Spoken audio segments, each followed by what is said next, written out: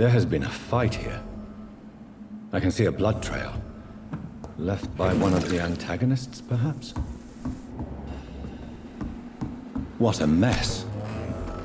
Something terrible happened here. But what?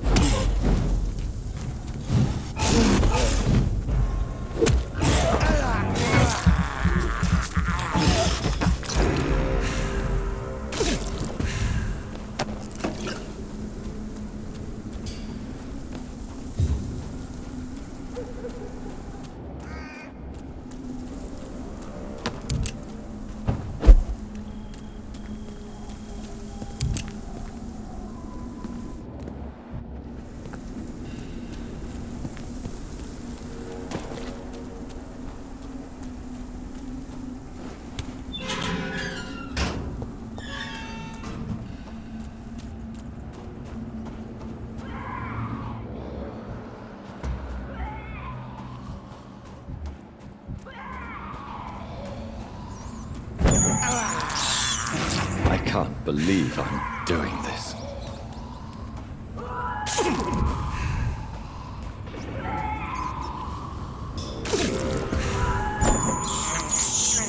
This is despicable. I have this thirst for blood.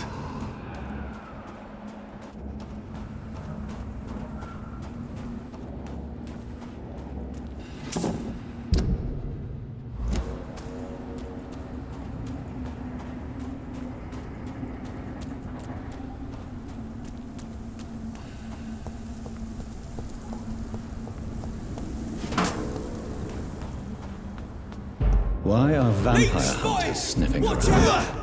I need to find out what they're after.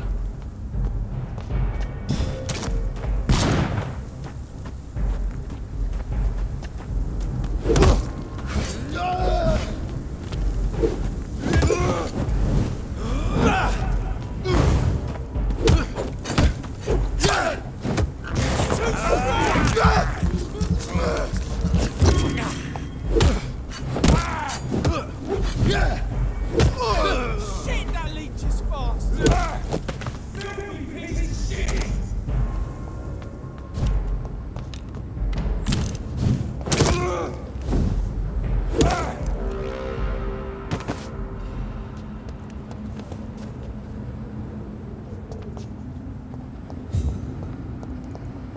It's locked.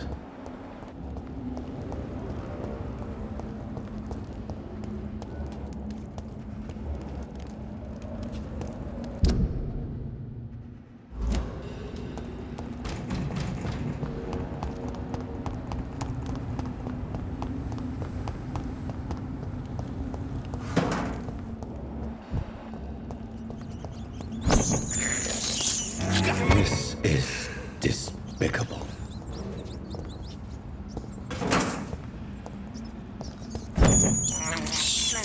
I have this thirst for blood.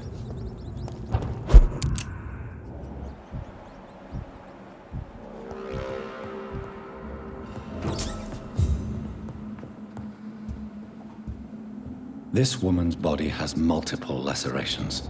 They're deep, too. Whoever did this was driven by rage.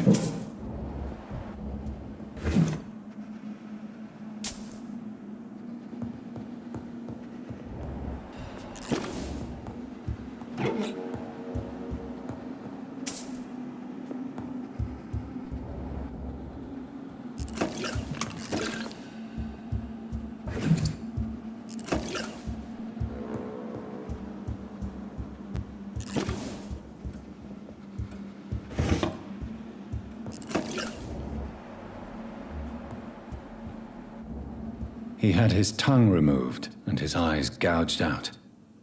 He was a victim of brutal torture.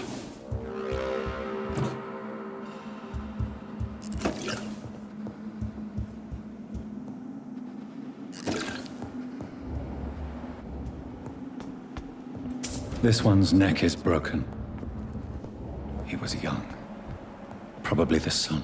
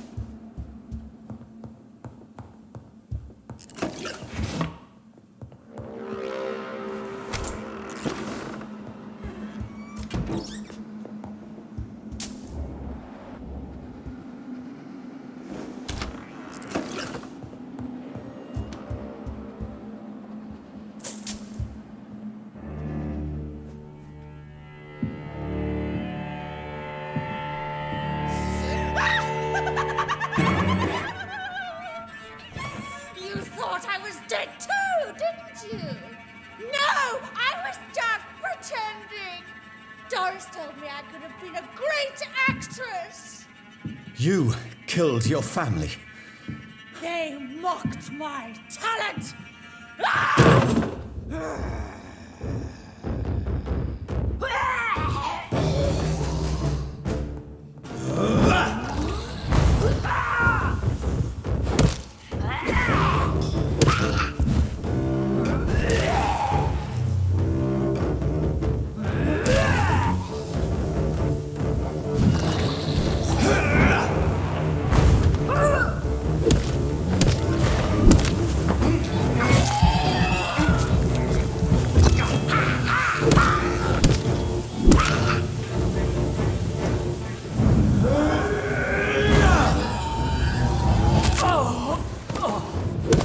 I've never seen such a radical mutation. Could it be a new stage in the disease's evolution?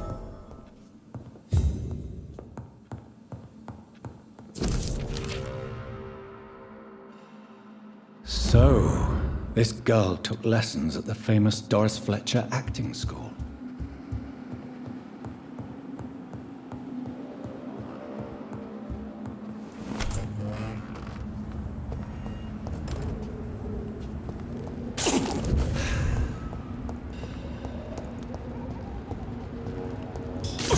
Elite! Elite!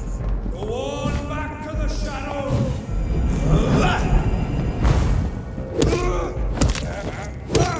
Roll back to the hell that spawned you!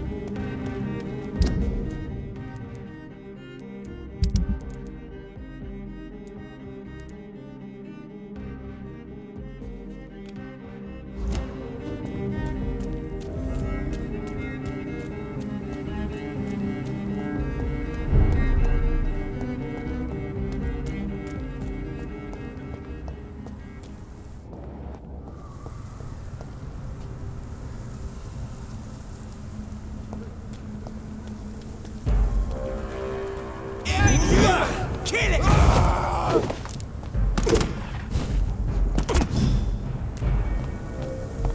Don't like that, do ya?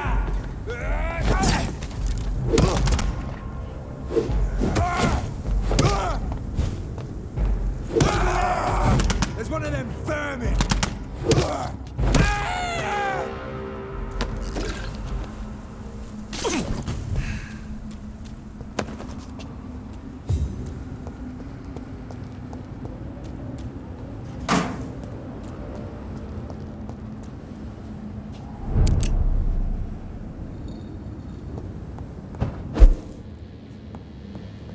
Die, vermin!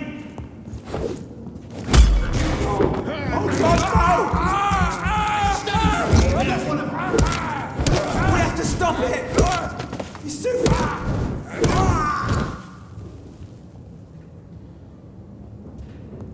You leeches need killing!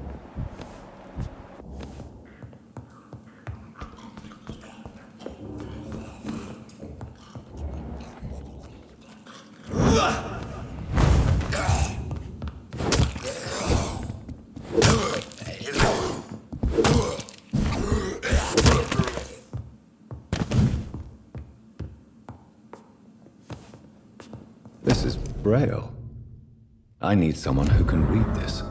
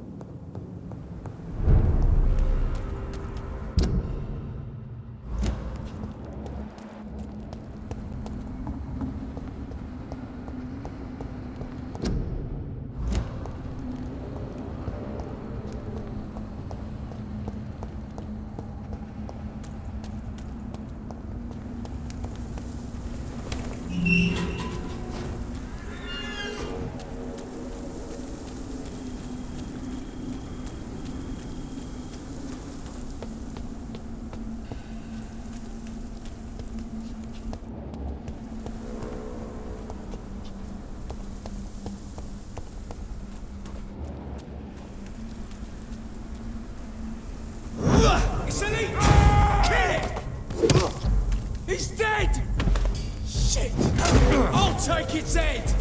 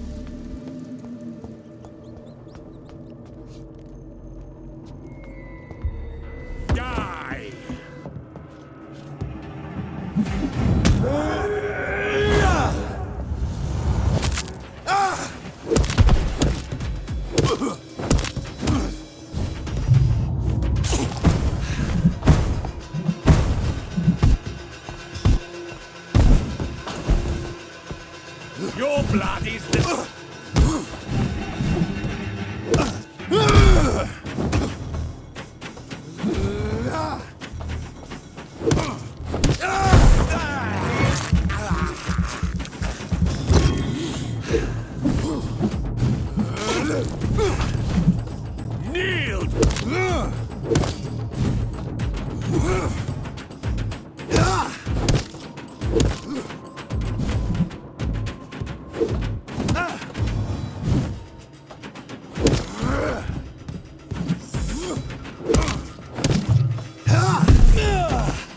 blood is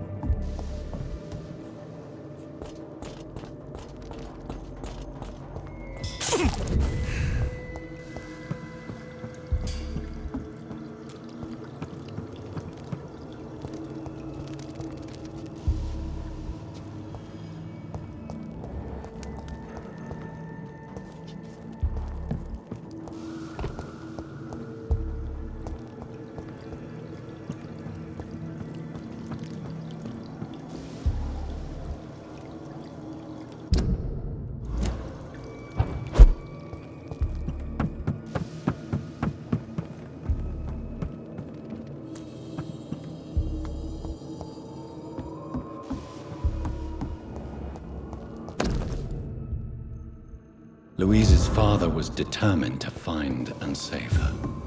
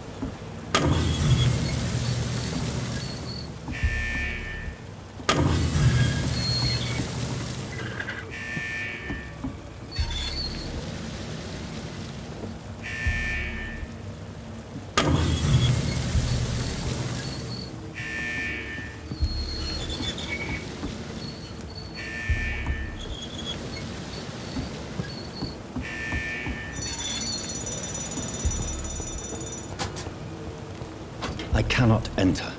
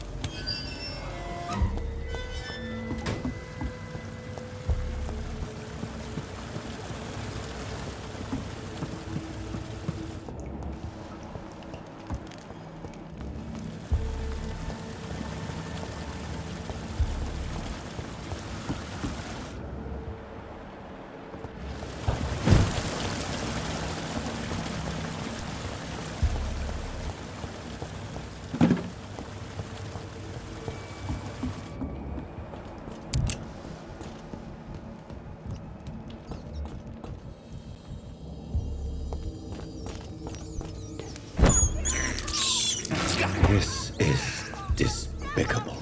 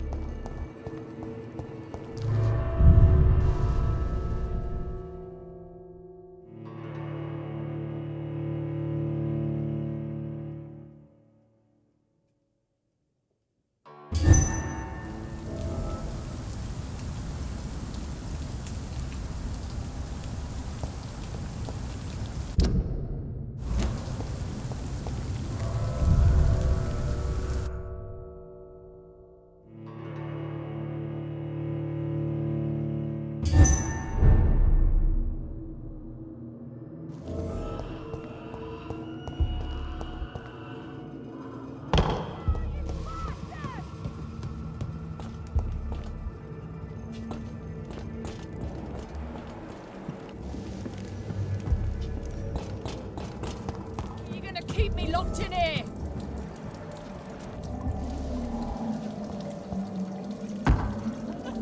Your prey is mine! Disgusting asshole! Vampire or not, I'll never be alright!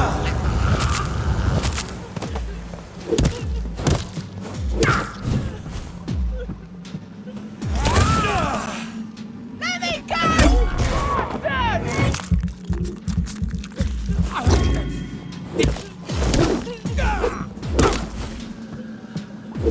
How long are you gonna keep me locked in here?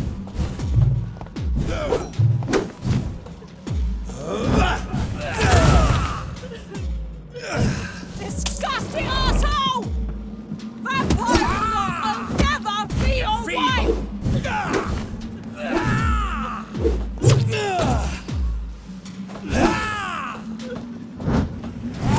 Let me go, you bastard!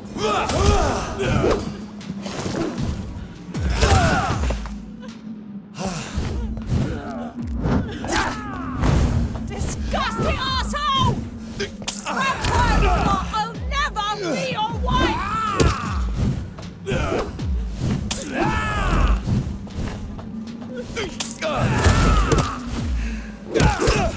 How long are you gonna keep me locked in here?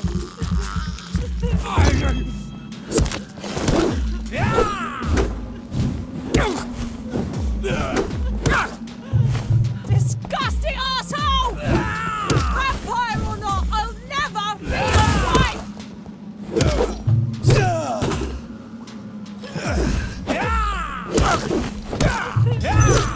You're feeble! Let me go, you bastard!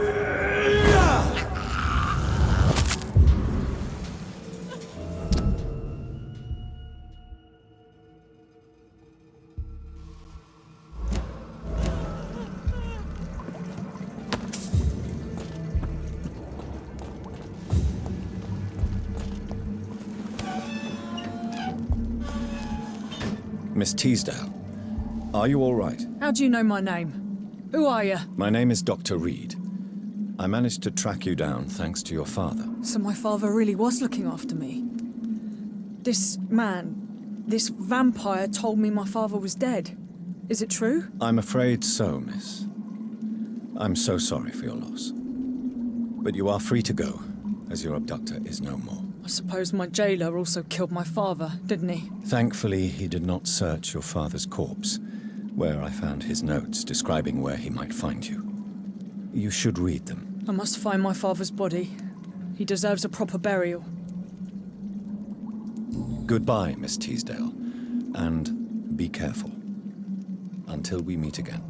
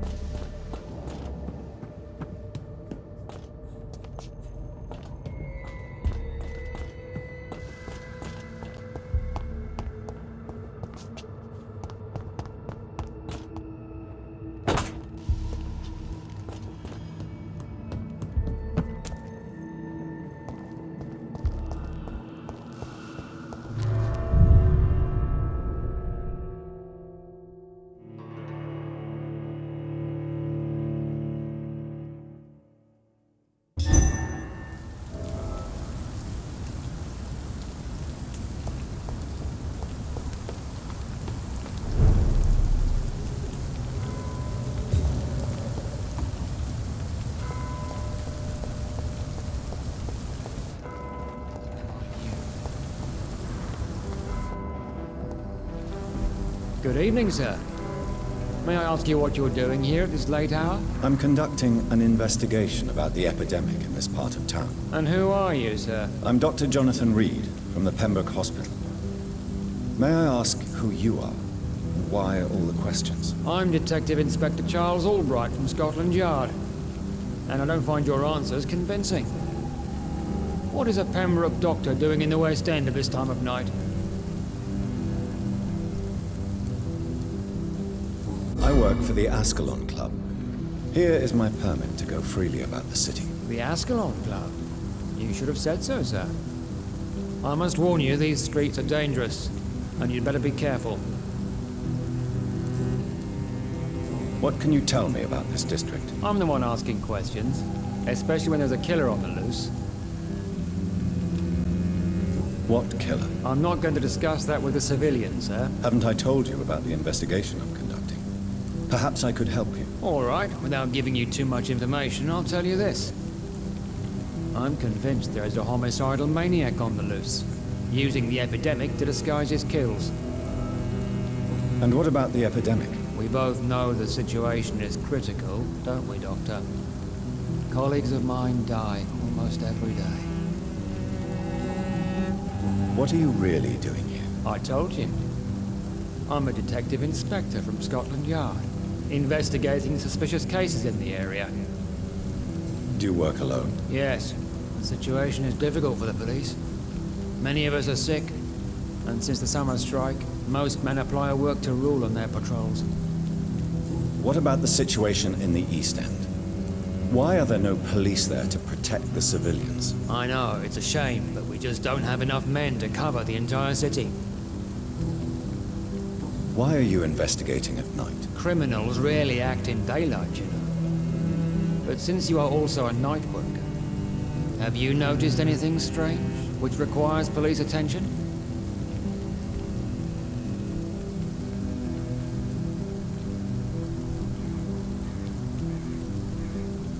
Does the name Fergal ring a bell? Fergal Bancher. Of course it does. Fergal Bancher, the Butcher of Galway. Hung in Dublin in 1857 for murdering more than 20 men with his bare hands. Why are you so interested in dead criminals, sir? Tell me all you know about that homicidal maniac you're looking for. I'm not even sure there is only one. The wounds are always the same, but the modus operandi varies.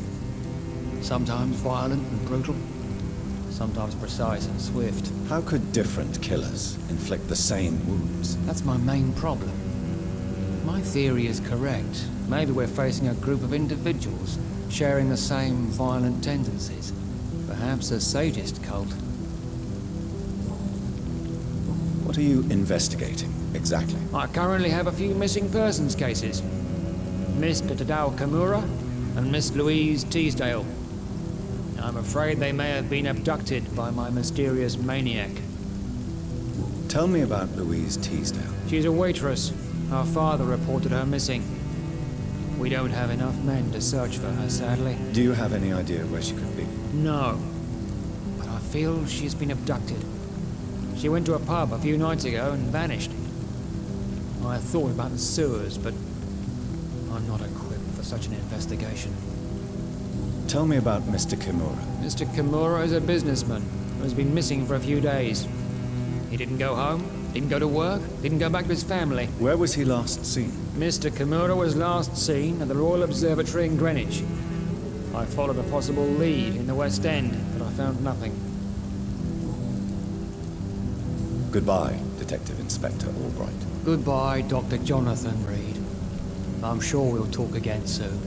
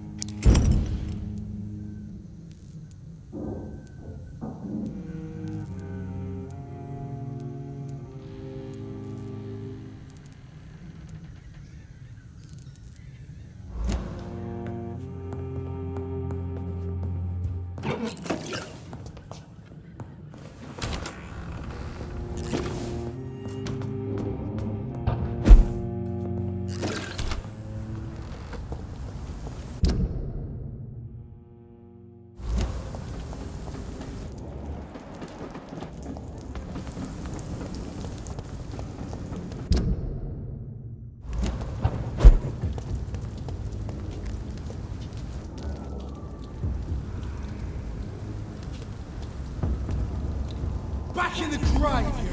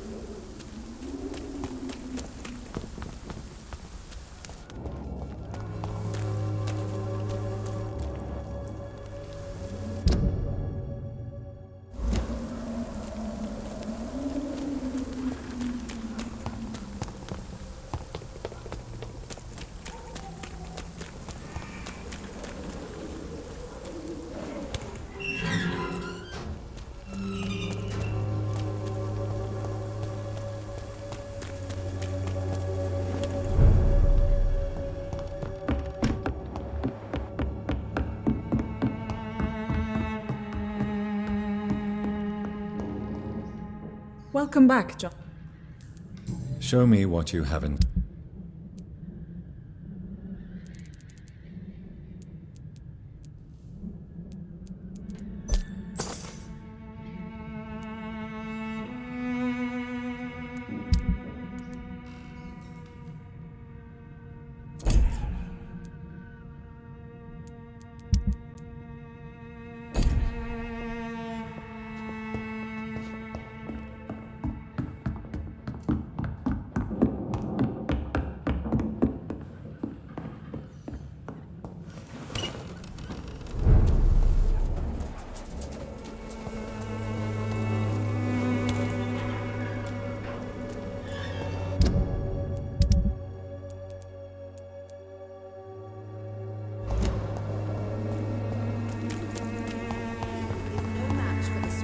Cordial.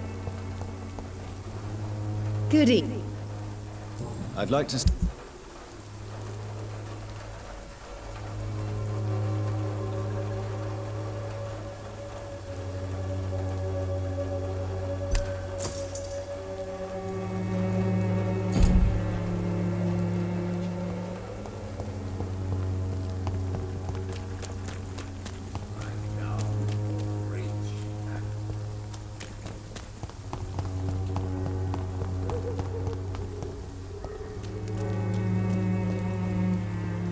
Hello again. Hello, Doc. Right then.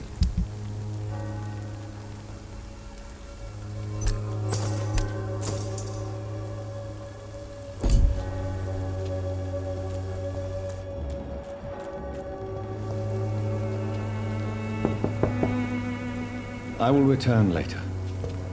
These are bad times. Bad times indeed. Good evening, Chris. Change your mind? Do you need any It depends on... I am shocked. Forgive my suspicion. Goodbye.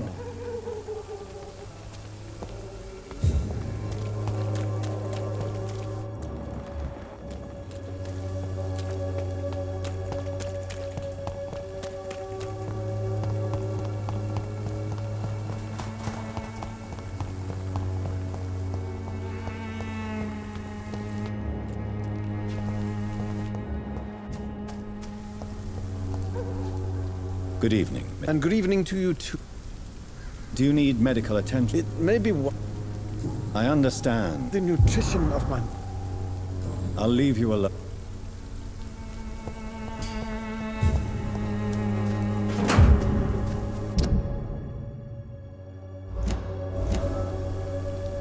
Morbidity can breathe its own beauty and grace.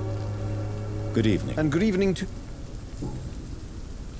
You don't really make a living from your scribblings, do you, Richard? No, sir, I don't. I work so hard. I put all my time, my energy, my devotion into the precise carving of words. Perhaps it's time to think about something more useful to do. I'm not sure that poets are what London needs at this moment in time. Men and women need food for certain, a roof and safety, but how narrow is the mind of one who believes art is not as essential? Goodbye for now, sir.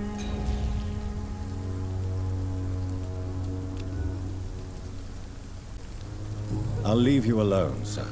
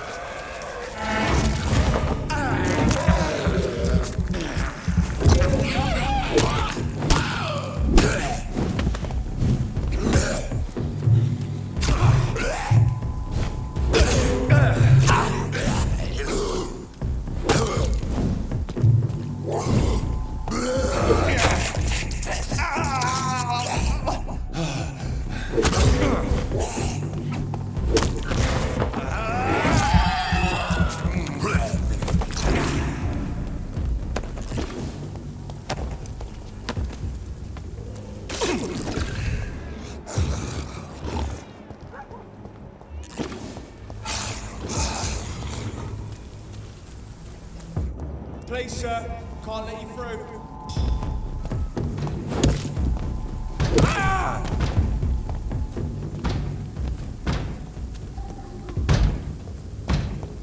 It's one of them!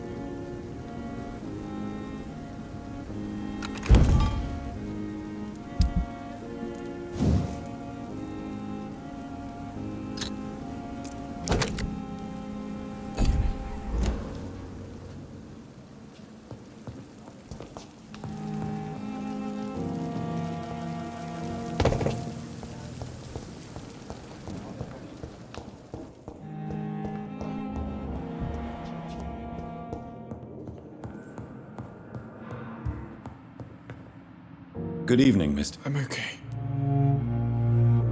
Do you need any help? I'm afraid I may, sir. You are not a burden, sir. And you have my I have to... Don't wait.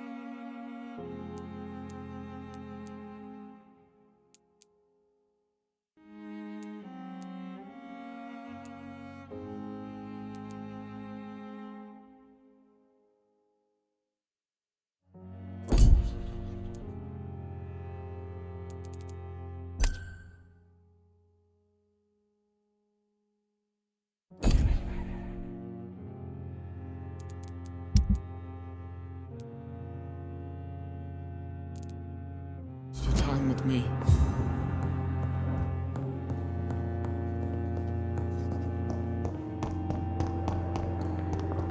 Discussed on every street corner. The daily routine.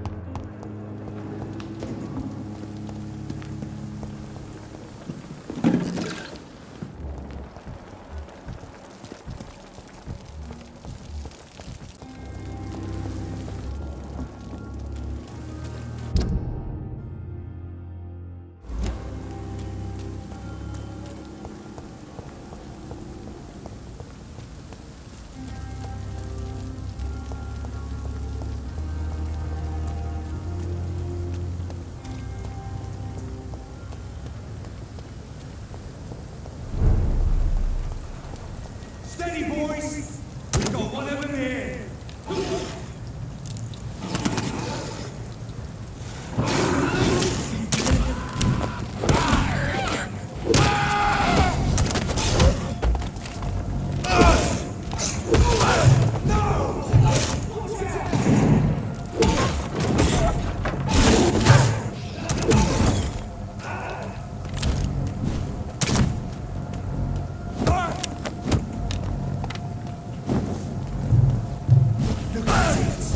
Gonna have that kill you!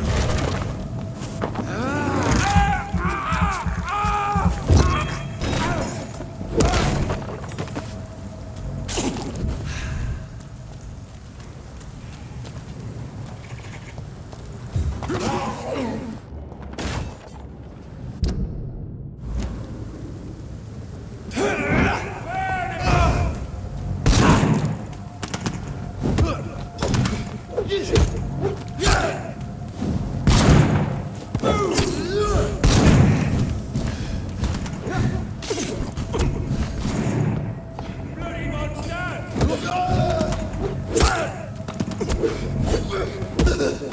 Murdering bastard!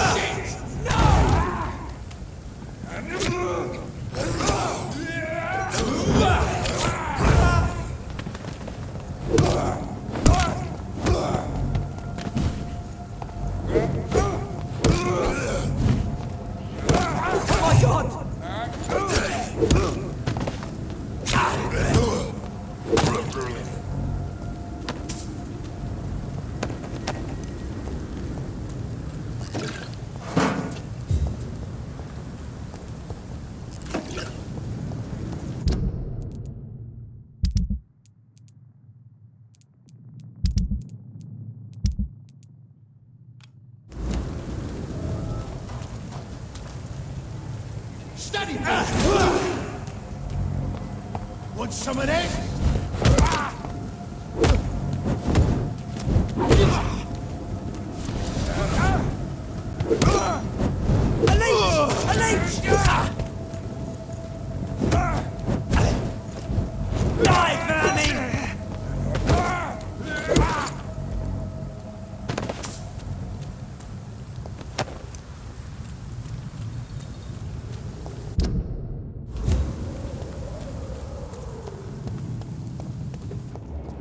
Best run along home, sir.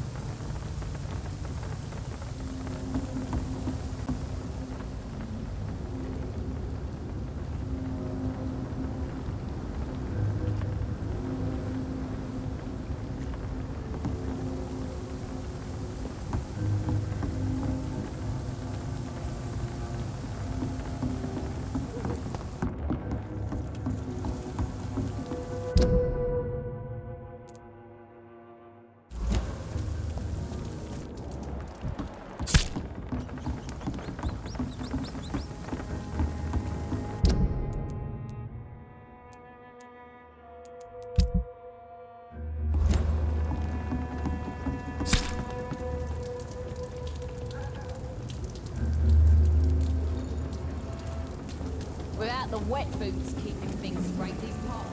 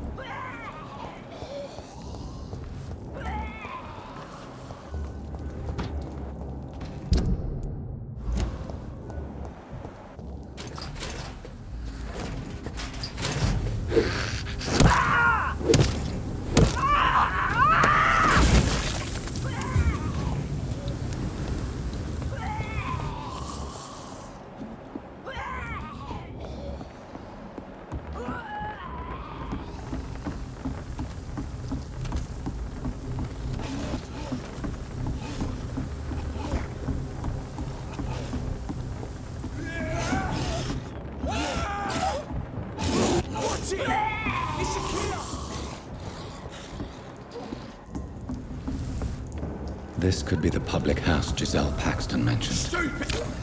I should have investigated further. Giselle's stolen money. Everyone has some unethical ways of financing their war.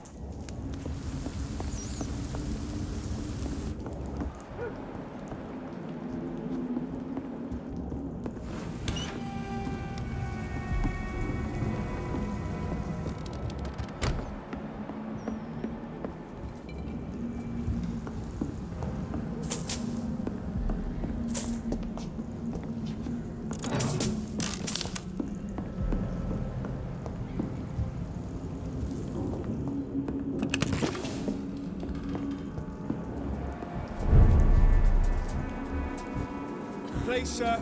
Can't let you through. Stupid beast!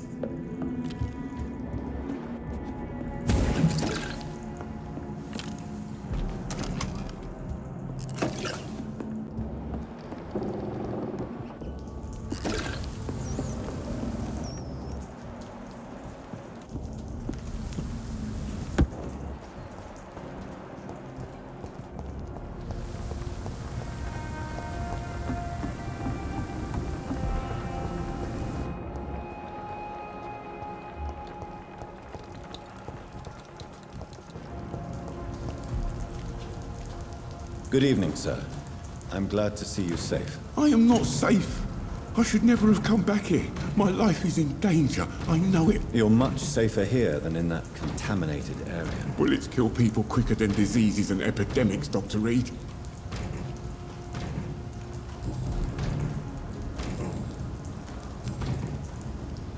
What can you tell me about this district? The East End Docks only knows one rule. Dog eat dog, and blood calls for blood. The gang will have their revenge on me one way or another. What can you tell me about the locals? Most people would say that Sean Hampton and Tom Watts are good men who try to sort things out. But for me, the real boss around there was my best friend, Jack Gillingham. Jack Gillingham, you say? Everyone round there knew Jack. He was a rock. A mountain even. He feared nothing. Your friend Jack has something to do with you fleeing to the contaminated area where I found you. I want to know more. Jack is dead. That's all you need to know. Dead because of me. So much violence. So much sorrow. All of that because I refused to be insulted again.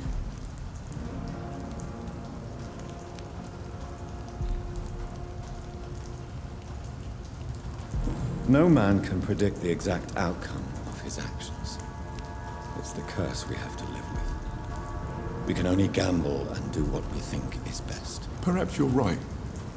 The district was doomed before I was born. But I cannot stop myself thinking that Jack died for me. Why do you say that? After I killed that gang member, the Wet Boot Boy suspected Jack. And being loyal and all, he did not refute the accusation. You are not going to spend the rest of your life hiding, Rodney. What are you planning to do? Honestly, I have no idea. How am I supposed to live while so many have suffered because of me? Only you can answer that question. But one thing is certain. Since you owe Jack your life, I think it's fair to live it in a way that would make him proud. That's the kind of thing Jack could have said, Dr. Reed. Thank you for that. I believe you're a good guy too. The death of your friend has affected you deeply, hasn't it? Jack Gillingham was the real deal. He believed we could change the world if we were united and focused enough.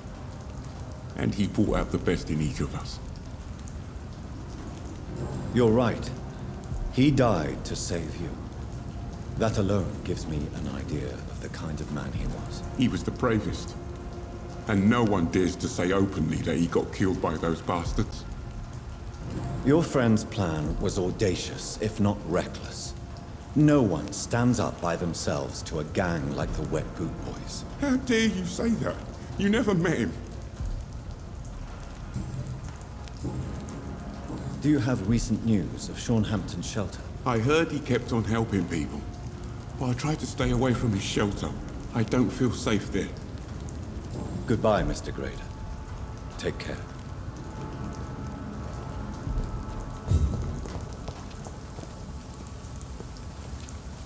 Good evening, young man. There's no need to call me that, Dr. Reed. Show me what you have to offer, then.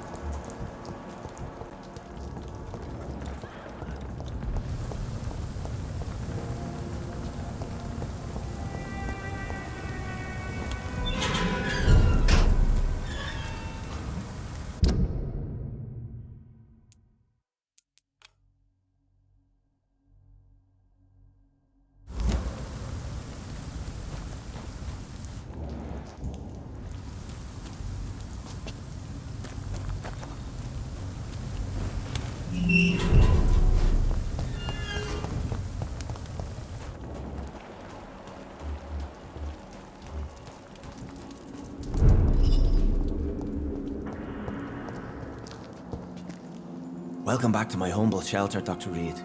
Are you here to subdue me again? No, Sean. I just came by to see how you are. I feel all right. Why'd you ask? Are you still feeding on corpses? No. It's almost as though the blood you forced me to drink has provided me eternal satisfaction. How did you meet old Bridget? When younger, I used to patrol the streets at night, searching for lost souls. This is how I met her. It took me 2 months just to get her name. Now we support each other. Had you already visited their hideout in the sewers? Just once, and very briefly. Most of them are very discreet, and they see me as an outsider, even if I protect them. You really are a saint, Sean. Oh, no, sir, I'm not. But I know evil, and I believe goodwill and tenacity can make this world a better place. Have you seen Harriet Jones since taking her to old Bridget? No. She is with the sewer skulls now. I don't go downstairs. But why did she fake her own death? There was so much blood in her room. She attacked patients, too. I just lost her for a minute that night. When I found her, she had caused mayhem across the hospital. I slapped some sense into her, and we fled before getting caught. What happened then? We ran here through narrow streets and backyards. She kept saying that someone was talking to her in the dark, offering to avenge her. But I saw nobody. What happened at the Pembroke? I guess we recognized each other. As Scals, I mean. She had but one thought. To punish. To get revenge upon everything and everyone. I realized I had to bring her here quickly. Would you let me listen to your chest, Sean? No, Dr. Reed. You already forced me to drink your blood, and I thank you for that, for I feel better now. but it was quite an unpleasant experience. It would help me greatly if you would allow me to give you a physical examination. I said no. I'm no subject of medical examination, and I intend only to obey and to kneel before God. How is the sanitary situation in this part of town? I think it's acceptable. Fewer cases of sickness recently. I thank the Lord for his mercy. How are things in your shelter? Between the mortals and the immortals, I mean. Even if we're all children of God, I've always maintained a strict frontier between the two communities. What do you fear? A few years ago, a Skal decided to pay a nocturnal visit to my sleeping customers. He got caught licking their necks in the dark. Since then, I have added a lock to the door. What if food became scarce? Wouldn't the immortals in your flock be tempted to feed on the living? Wouldn't you? The Skals can feed on the dead, Doctor. And until Judgment Day, mortals will continue dying. Farewell, Sean. Take good care of your flock, and of yourself.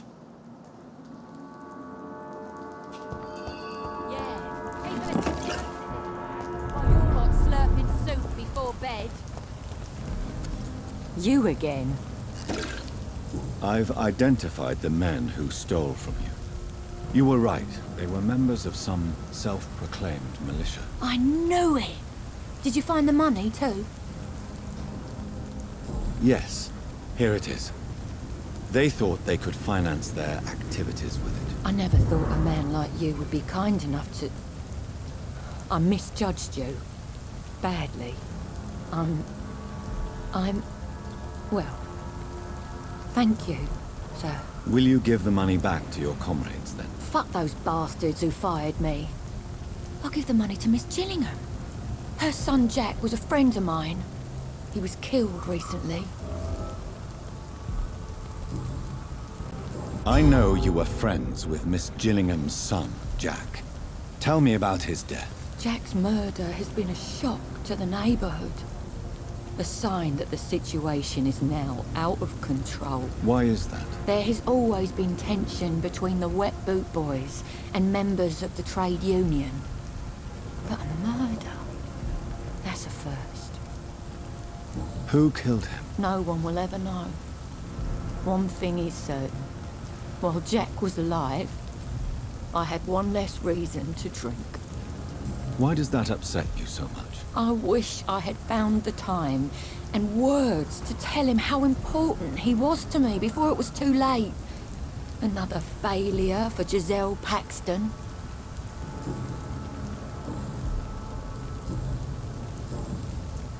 Well, I'll leave you for now. Goodbye, Miss Paxton.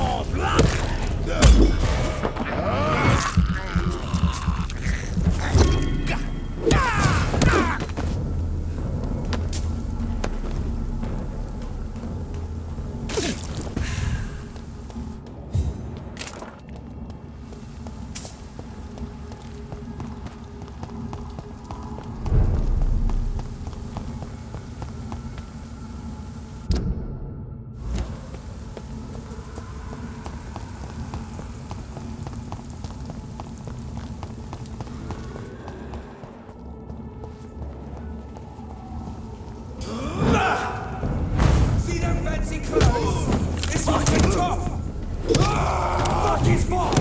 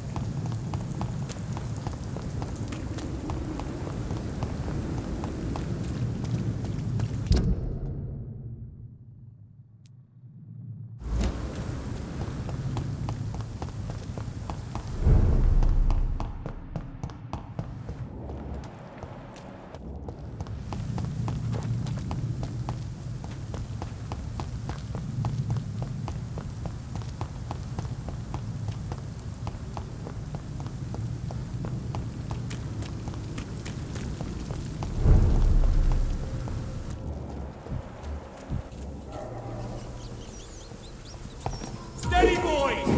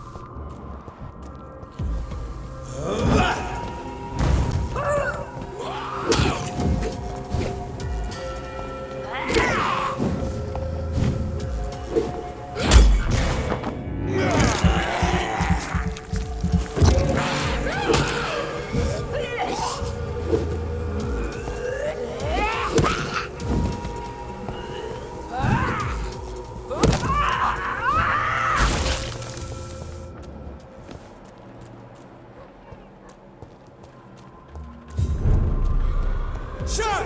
Step away! Kill it! Watch out!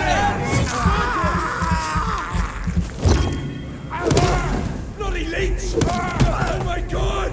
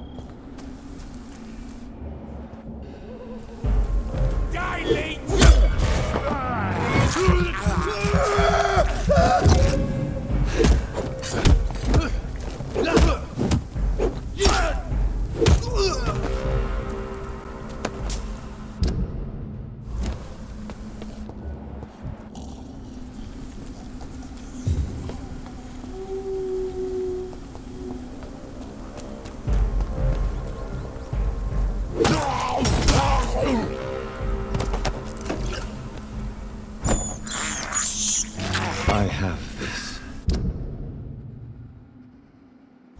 thirst for blood.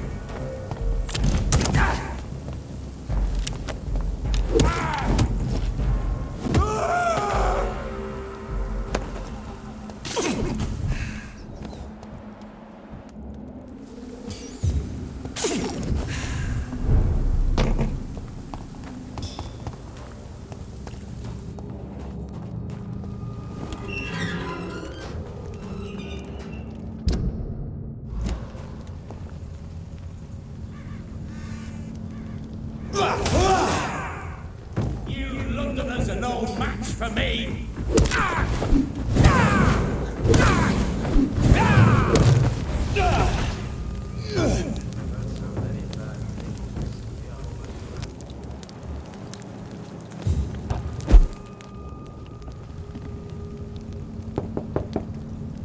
Hello, sir.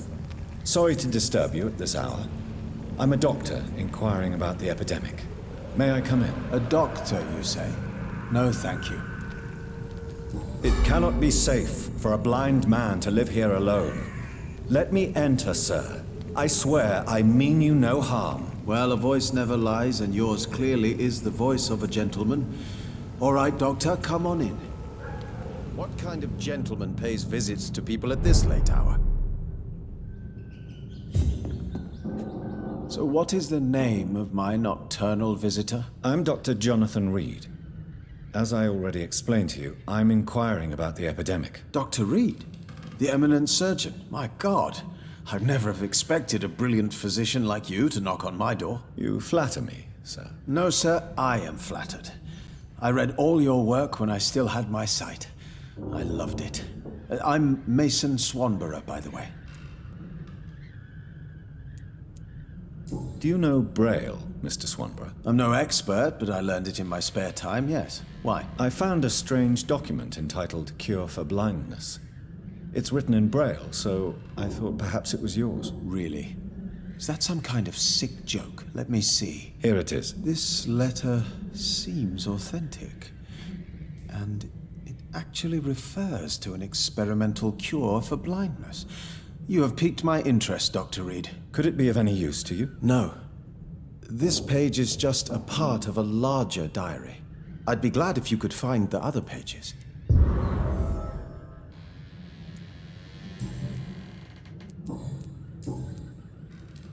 Does someone take care of you in this isolated place? My sister Loretta and I have our daily routine. Every morning and evening she comes by so we can talk and eat. Then she leaves and I stay. Where does your sister go? Well, let's just say she earns enough money for us both. What's so amusing about that? I won't hide the truth from you. Loretta sells a fake miracle elixir to the sick people of Whitechapel. Do you not appreciate your sister's visits? Loretta is the best and worst thing that happened to me, and I believe she could say the same thing about me. And what else have you learned about me, Mr. Swanborough? I know you assisted Professor Carell in France, and that you invented a new blood transfusion method based on his work. Yes. Those were frustrating but exciting days. I loved it. Yes, the thrill of research and discovery. This is what drives people like us, Dr. Reed. Oh, how I envy you.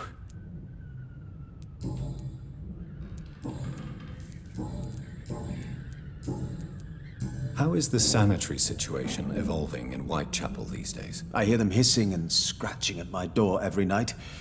The sick made mad by the fever. But these walls are thick, and my lock is solid.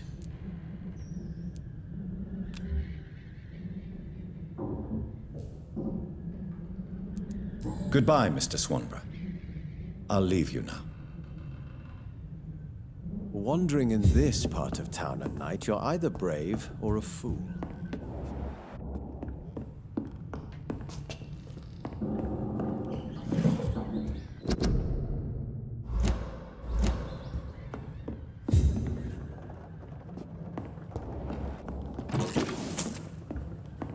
It's locked, all right. How do you see the world these days?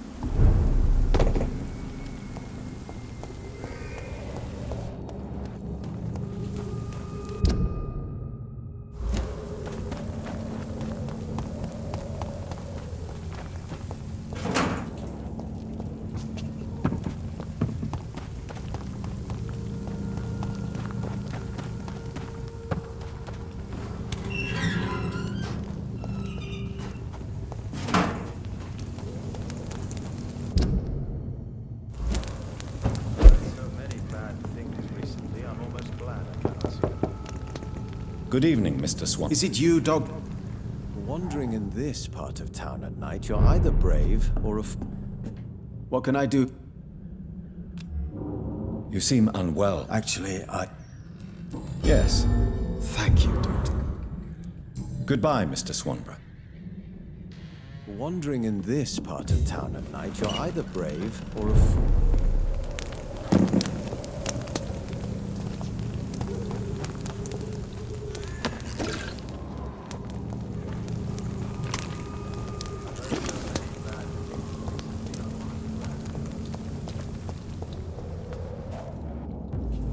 I'll send you.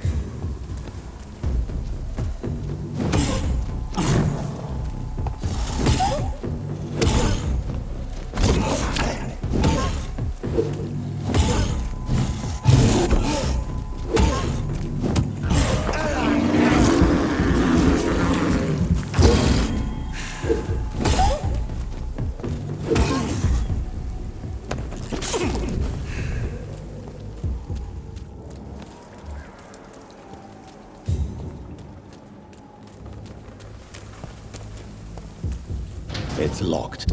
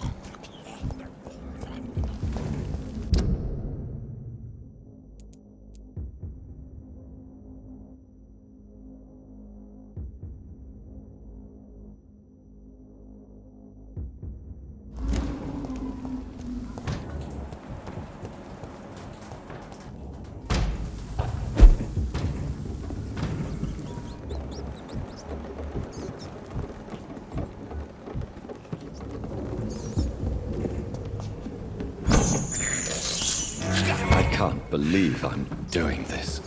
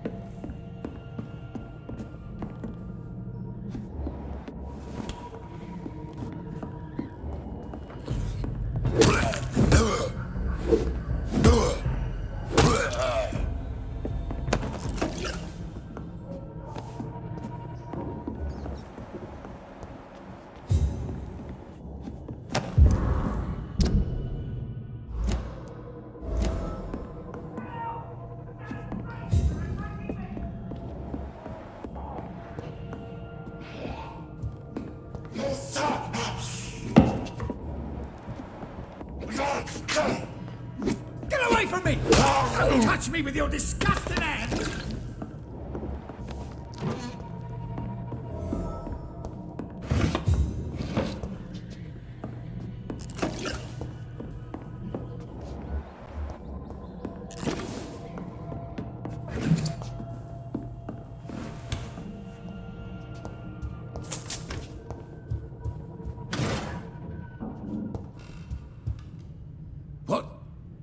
What happened? Who are you? It's all right, sir. You're safe now. Oh, a fellow Englishman. Thank you, sir. For a moment, I thought those bloody heathens had killed me. What are you doing here? This place is not safe. Yeah, it's a cesspool, but it's mine. I came to collect some overdue rent, but those who still live here have gone completely bonkers. You're very lucky to be alive. Yeah, filthy immigrants. Fucking savages, every one of them. And now with this bloody fever, they're just animals. You can find safety of sorts in Whitechapel. If you're quick and cautious, you'll be able to avoid the savages.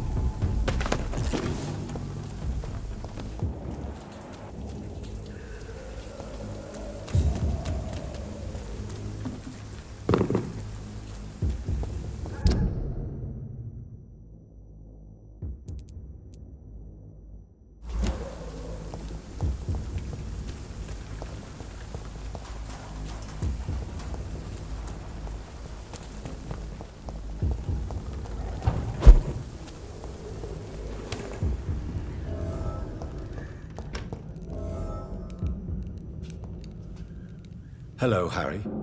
Do you remember me? Who were these beasts? Are they contagious? Were they planning to eat me? They're gone. Whatever they were. You had better find a safe place while you can. I have no safe place, Doctor. My father is gone. He left me all alone in this desolate world. I wish I was dead.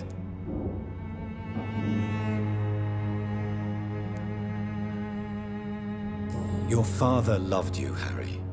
Whatever happened, I'm sure he never intended to leave you alone. He never listened to me. I told him to find a real job and stop bullying people. He was a thug, and now he's gone. I'll be better off dead too.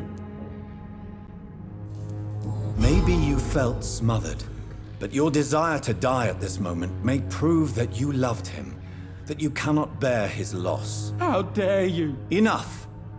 Drop that gun, now. Very well. Keep it then. It was my father's gun.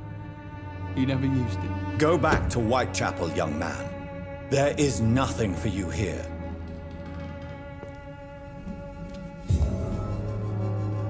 Go back home, Harry. What is my place then?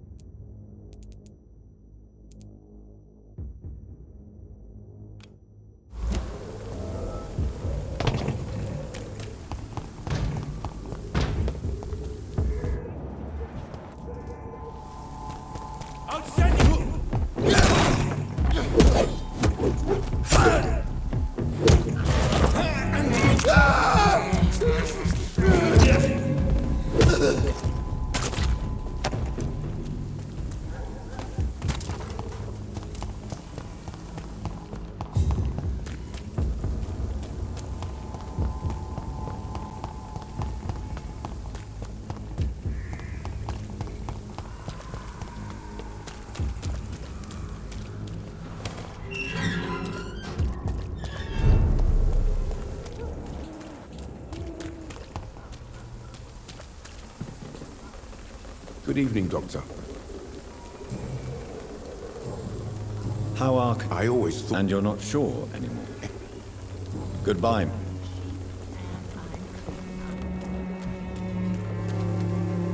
Good evening, Christina. Check.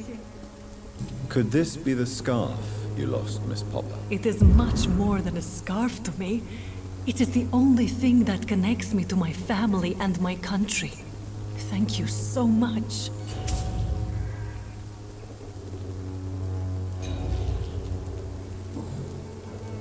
Clayton Darby claims he... I believe Clayton's courage will erode with time, until he finally leaves Whitechapel to start another fight somewhere else.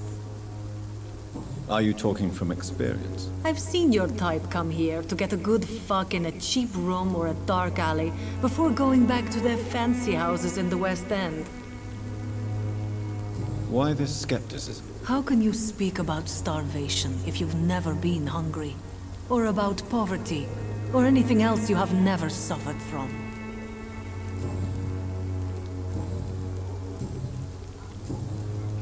How are the conditions in Whitechapel these days? When I think about all the people who died trying to reach England, it seems we escaped a war just to die on foreign shores, hated by all. Goodbye, miss.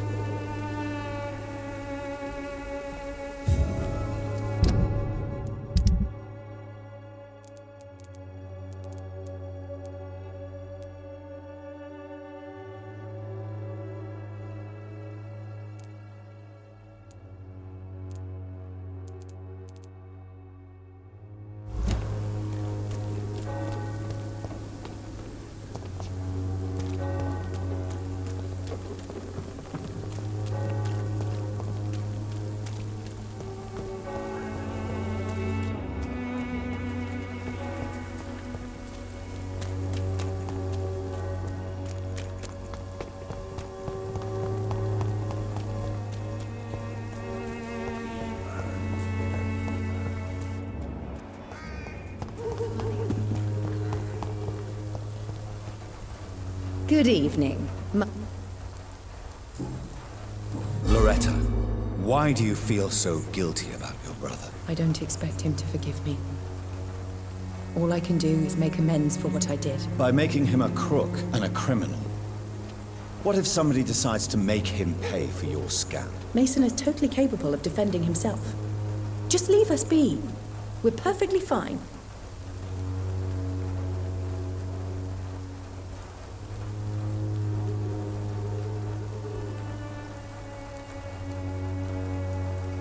Don't you think he needs to be somewhere he can receive appropriate medical care? Mason wants to be useful, can you understand that?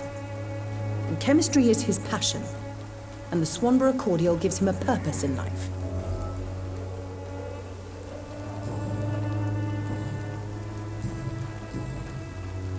Loretta, your miraculous formula wouldn't even cure a common cold, and you know it. The Swanborough's cordial's secret ingredient is hope, Doctor.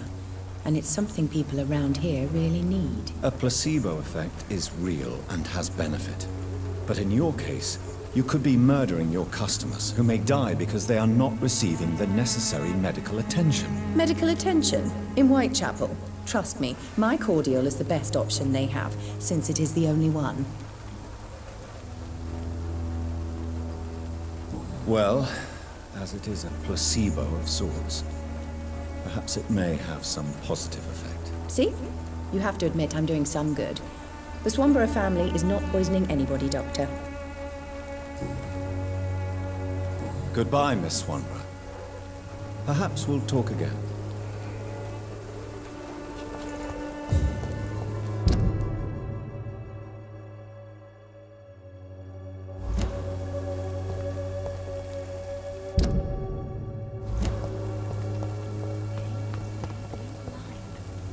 There are so many people who could use my help here.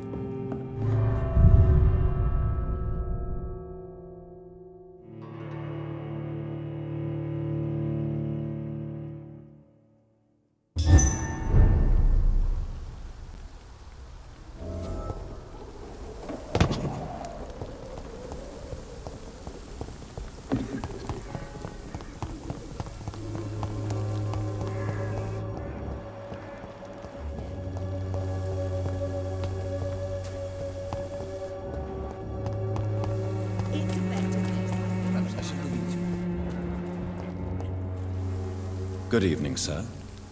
Do you remember me? If you're here for a reward, you'll be sorely disappointed. But I'll gladly shake the hand of a fellow countryman. I'm not here for a bounty. I'm a doctor. Dr. Reed from the Pembroke. A doctor? In Whitechapel? What an opportunity. My name's Bates. Cadogan Bates. Do you require assistance, Mr. Bates? Not me, but your skills could help a lot of people round here. That would help my business, because I say, a live tenant's a paying tenant. Since I took an oath to help people, can I be of assistance? Well, seen better days, that's for sure. But it was bound to happen with all these refugees about. Infecting you is probably the last thing on these people's minds. Take this, in any case. What? You give me this for free? Don't have a clue about this place, do you? It's unusual to see someone so happy around here, especially considering the current situation. Why should I be sad now? There've always been wars, disease, tragedy. There always will be. That's an unusual way of seeing things in these trying times. I don't see why I should shed a tear for another man's woes. I'm healthy, and I intend to stay so. What is your business, exactly? I offer fair lodgings for a modest price to the poor and weary of Whitechapel. I see. And what about those who cannot pay? Well, deals can be done, if you know what I mean. Money's not the only currency. After all, I'm not immune to a pretty face. In other words, you take advantage of these poor lost souls. Begging your pardon, I thought you was a man who could appreciate the complexity of the modern world. Things ain't just black and white, you know. What help could I possibly be to your business? That's simple. I already get good money from all those fleeing the war. Can you imagine what they'd be willing to pay if I could offer medical assistance too? Mr. Bates, do not make me regret saving your life in this quarantine zone. I understand, Dr. Reed, you're from a good family. Don't want to get your hands dirty. That's fine. I'll be happy to act as your middleman.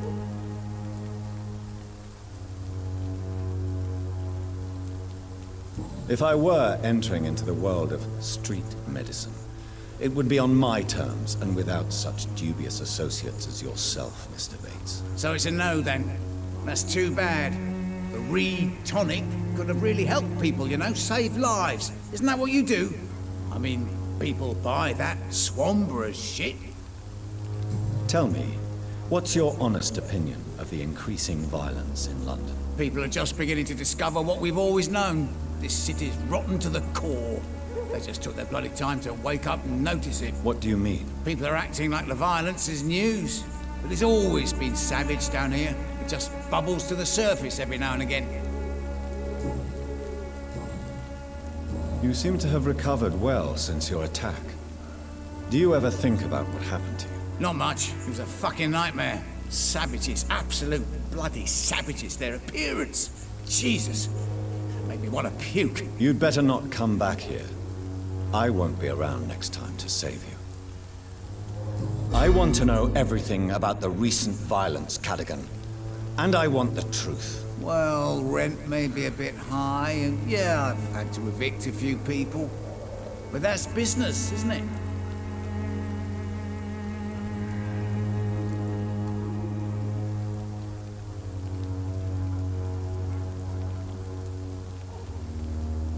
Sir, I wish I had found you a few nights later than I did. Or maybe never at all. Death would have been a well-deserved punishment for your villainy. Yeah, but you saved me, didn't you? And you'd do it again, because you're a decent chap. Just know I'm not. Take this as my final warning. You will not profit from the misery of others. Business is one thing, but what you do is quite another. Really? What you gonna do? You ain't from here. You ain't Whitechapel, Doctor. You wouldn't know the first thing about playing dirty, even if you wanted to. Have you heard anything about Nurse Crane and her dispensary? Not really. A man such as yourself, knee-deep in the muck of Whitechapel, must know more. Speak now. Yeah, thanks to Nurse Crane's dedication. These foreigners keep coming to Whitechapel, and my lodgings welcome all. So business is booming. More than ever. Hope Nurse Crane's dispensary does nothing but flourish. More money in my pocket in the end. Why am I not convinced? Maybe it's because you lack faith. Being a skeptic must be useful for a man of science. How are conditions in Whitechapel at present? The way this sickness is spreading, I don't think there'll be enough new bloods to replace those tenants I'm losing from this bloody thing.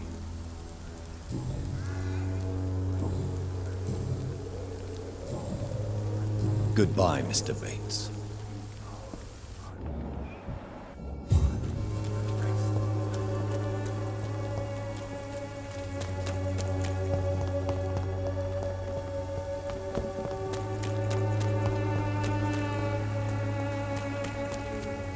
There is no protection against malevolence and trickery. Good evening, Mr. Peterson. Mr. Peterson? I've never been called that before. I was just Harry, son of the Colossus. Until he died. Should I call you Harry, then? Yeah, I think it suits me better, Doctor. Harry the Tramp. That's all I am now. Do you need any medical help, young man? Yes, I do. You'll feel... I'm not sure. Have you any... I don't believe in me. Have you had any support since your father died? I asked Mr. Lewis about some help. He just had a cruel laugh and said something about the Wheel of Fortune and the apples sometimes falling far from the tree. I see. Maybe you should go back and ask him for an explanation. Barrett Lewis barks, but he doesn't bite. I don't know. Maybe I could give it another try. I'll think about it. What are you going to do? I don't know. You convinced me not to pull that trigger, so here I am. Ready to die of hunger, the cold, or worse. Tell me, Harry. Do you still harbor thoughts of harming yourself? Yes. No. I don't know.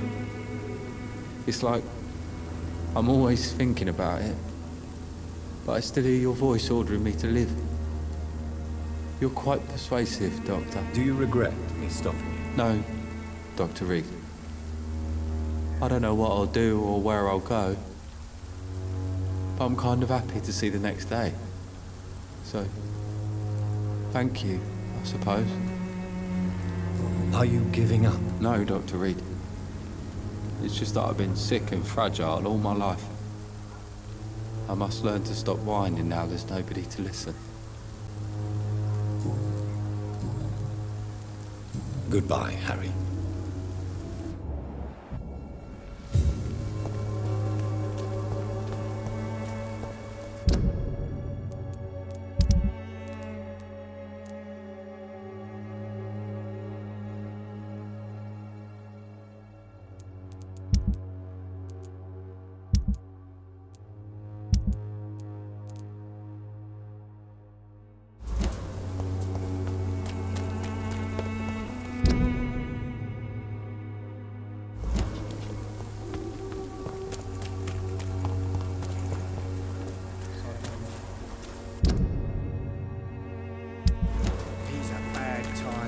Bad times indeed.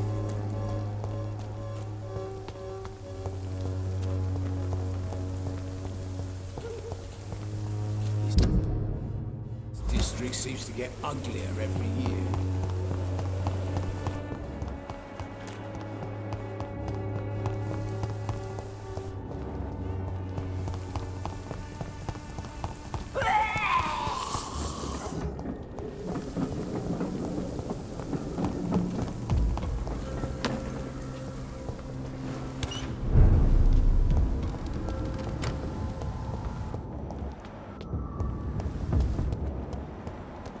This is no place for a gentleman! Over there! There's one of them vermin!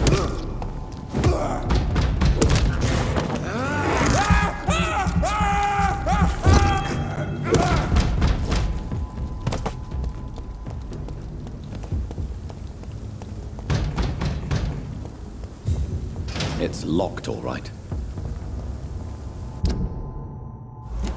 Let's turn around if I were you.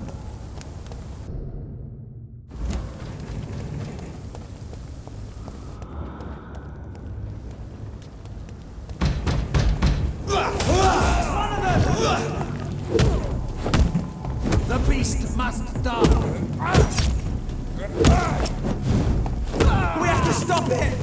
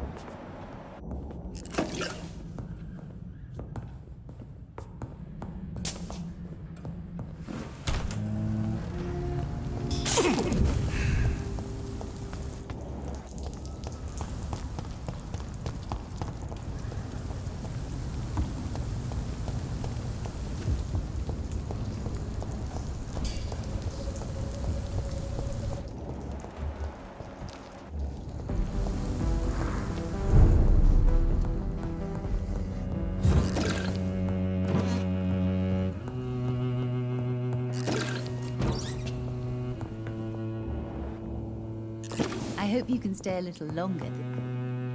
Good evening, Miss Price. How are you tonight? Dr. Reed, I didn't know you had returned from the war. I had a new doctor when you left, but he's not as kind as you. Always glad to see a former patient in good condition. It's been a long time. Too long indeed. And as a token of my appreciation, I'll grant you the best price if you fancy buying anything from my humble shop.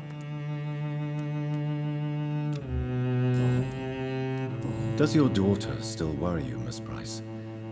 I remember you were often concerned about her health when she was younger. Have you not seen Carol since you returned? She's almost a young woman now, but she'll always remain my sweet little baby. So you're less afraid? Some things never change. Carol is still too clumsy for her own good. Sometimes her innocence puts her in real danger. Why would her innocence put her in danger? She does not realize how cruel life can be. Maybe I was a bad mother to protect her too much. My poor dear Carol. You have every reason to be cautious, Miss Price, especially in these difficult times. Maybe you could talk with her, Dr. Reed. It would be nice to have a man here more often. We would both feel safer.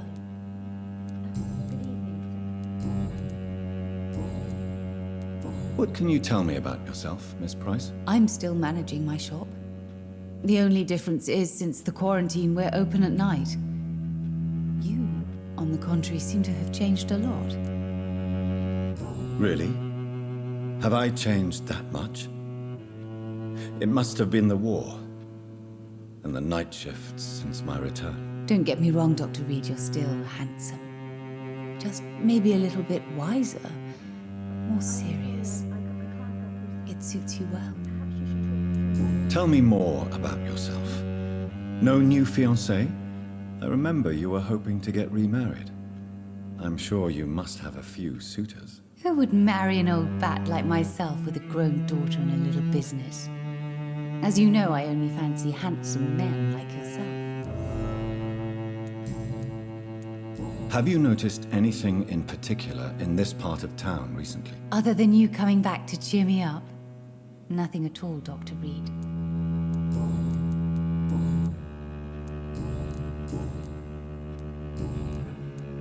May I look at you? It's always a pleasure to have you here, Dr. Reed. Take all the time you need.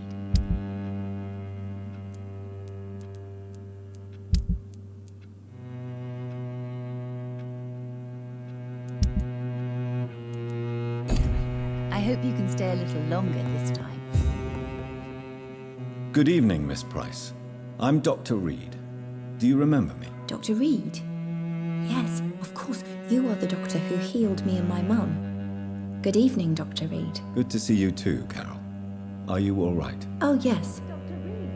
I did not hurt myself recently. I know how to take care of myself now. I'm almost a grown-up. Why are you awake at night, Carol? I am helping my mother in her shop. It's not easy, but I'm a grown-up now. Why is work not easy?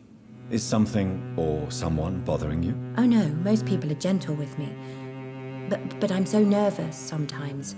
I pay no attention and hurt myself. Good thing my mum learned first aid. I'm sure your mother is grateful for your help. I do the best I can. But I'm so clumsy sometimes. I drop things. I injure myself. It's a good thing my mother has the patience of an angel. What can you tell me of the people living nearby? I don't speak to many people, except our customers.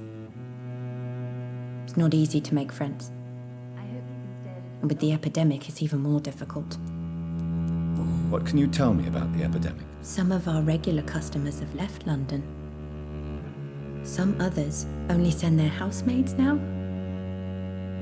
Everybody fears the contagion. I've even seen men with weapons. Have you no friends at all? No.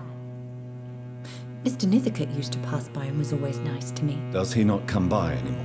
No. Mum said he was weird. Always reciting poetry about a girl he'd met in Whitechapel. I wonder who this camellia may be.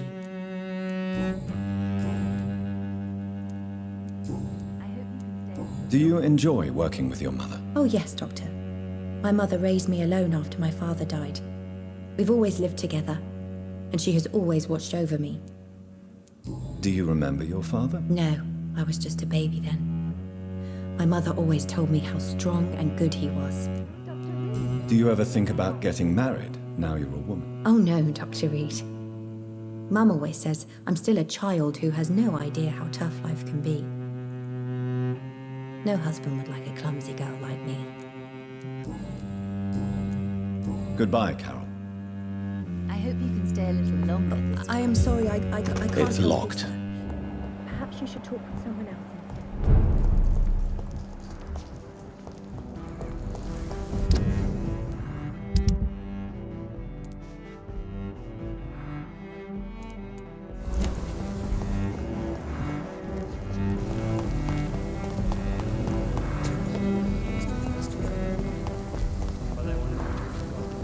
Good evening, sir. I'm Dr. Reed. Can I be of assistance? Dr. Reed? Dr. Reed? Is there anything wrong? No, it's just... Your name sounds familiar. And your face. Have we met before? I think I would remember.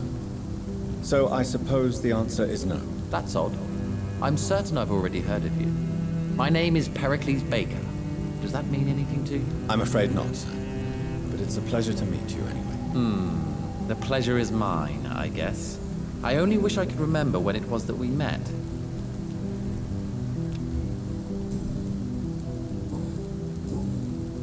Tell me about yourself, Mr. Baker. What are you doing out here in the middle of the night? We are waiting. Waiting for someone. And why are you waiting for this person? Because we need to leave this city. As soon as possible. Why do you want to leave the city? I'm not really sure. Can you tell me anything about this district? As you like asking questions so much, would you allow me to ask you one first? Please, be my guest. Do you like this city?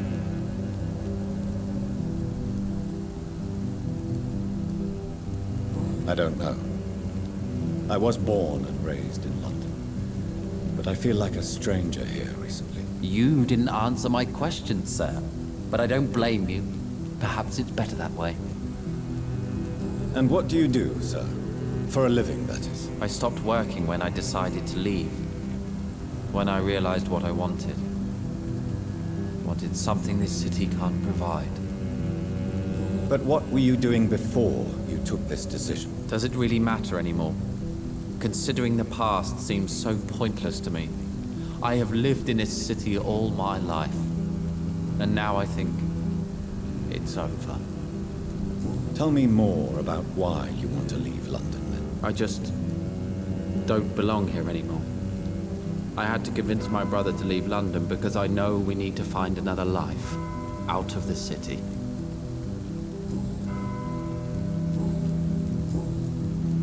Who are you waiting for?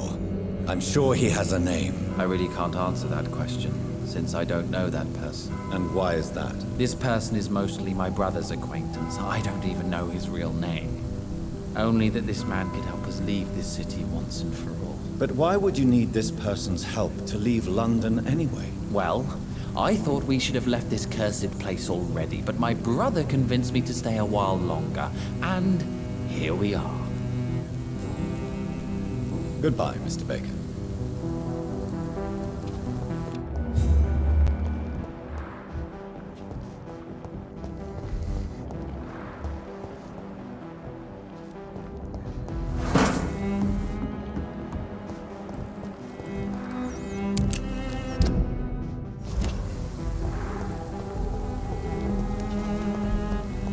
I cannot enter.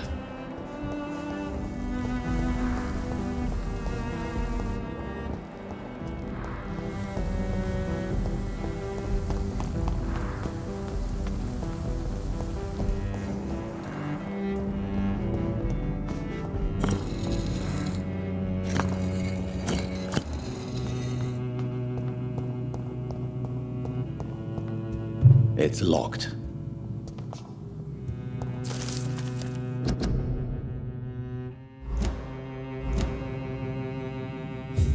The Fool and the Jonathan Reed. At last we meet. The cards warned me you would visit tonight. I beg your pardon, sir. Do I know you? Of course you do. Our mutual friend, Dr. Swansea, can't speak highly enough of you. My name is Usher. Usher Talltree. You are the leader of the Brotherhood, are you not? Primate of the Brotherhood of St. Paul's Stole, to be precise. I'm really glad we met tonight. I love it when the cards tell me a truth. The cards told you to expect me. Yes, they tell me everything. They told me that you struggle hard not to take too many lives.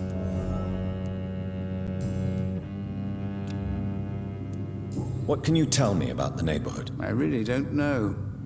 I don't often go outside. And when I do, it's usually to quite distant destinations. So you see nothing in the stars for me? You're a poor fortune teller, then? Oh, I can tell you many things. But they will only concern you, not the city. For example, I know that you offered your sister the final rest she asked for. Do the cards speak of my Mary? No. It's the burning aura of guilt that precedes you everywhere you go.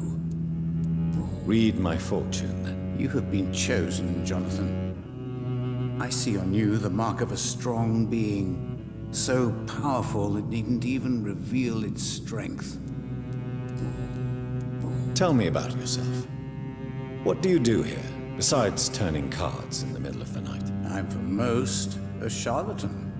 For a few, I'm a vampire. And for you, I'm the primate of St. Paul's Stole. Some believe you to be a vampire. Who? The Guard of Priwen, who else? For a time, they sent spies to observe my activities, and they even broke into my home to gather proof. Did they steal anything from you? A personal notebook they quickly took to their headquarters. All they had to do is to look at me.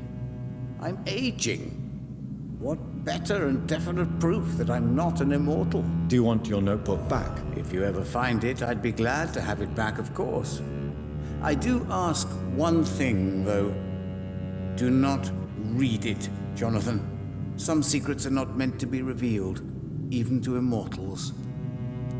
For how long have you been a primate? It was 15 years last year. What do you make of Dr. Swansea? Edgar is a brilliant and dedicated man. A man of his time, sometimes a little muddled, but always looking for new paths and new concepts. Can you read the cards for me? Are you sure you want to know what they will reveal? Yes, I am. It will cost you 150 shillings. Here is the money. The hermit. An old man. A broken soul who has seen too much. The burden of guilt. This man will give up once the disease is defeated.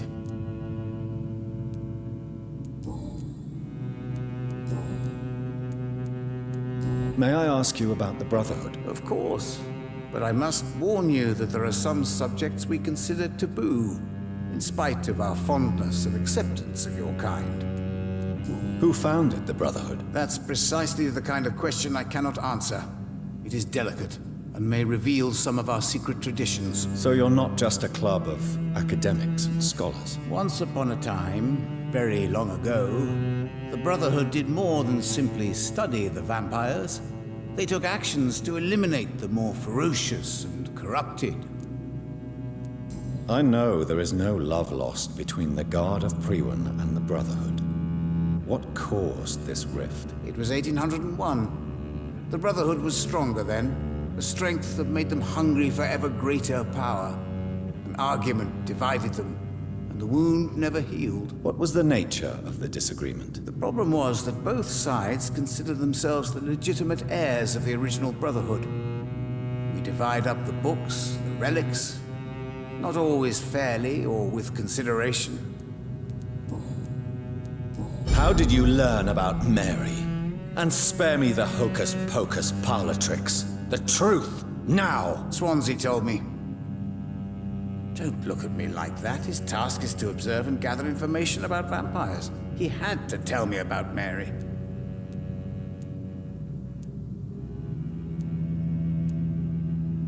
She could have survived as a vampire. If only she had given me a chance to explain. If only I could have found the words. Not all vampires accept their new condition. Since suicide is impossible, you have to find a way to get someone else to relieve the pain. I could have saved her. No, Jonathan. How do you measure the amount of blood on my hands? I told you.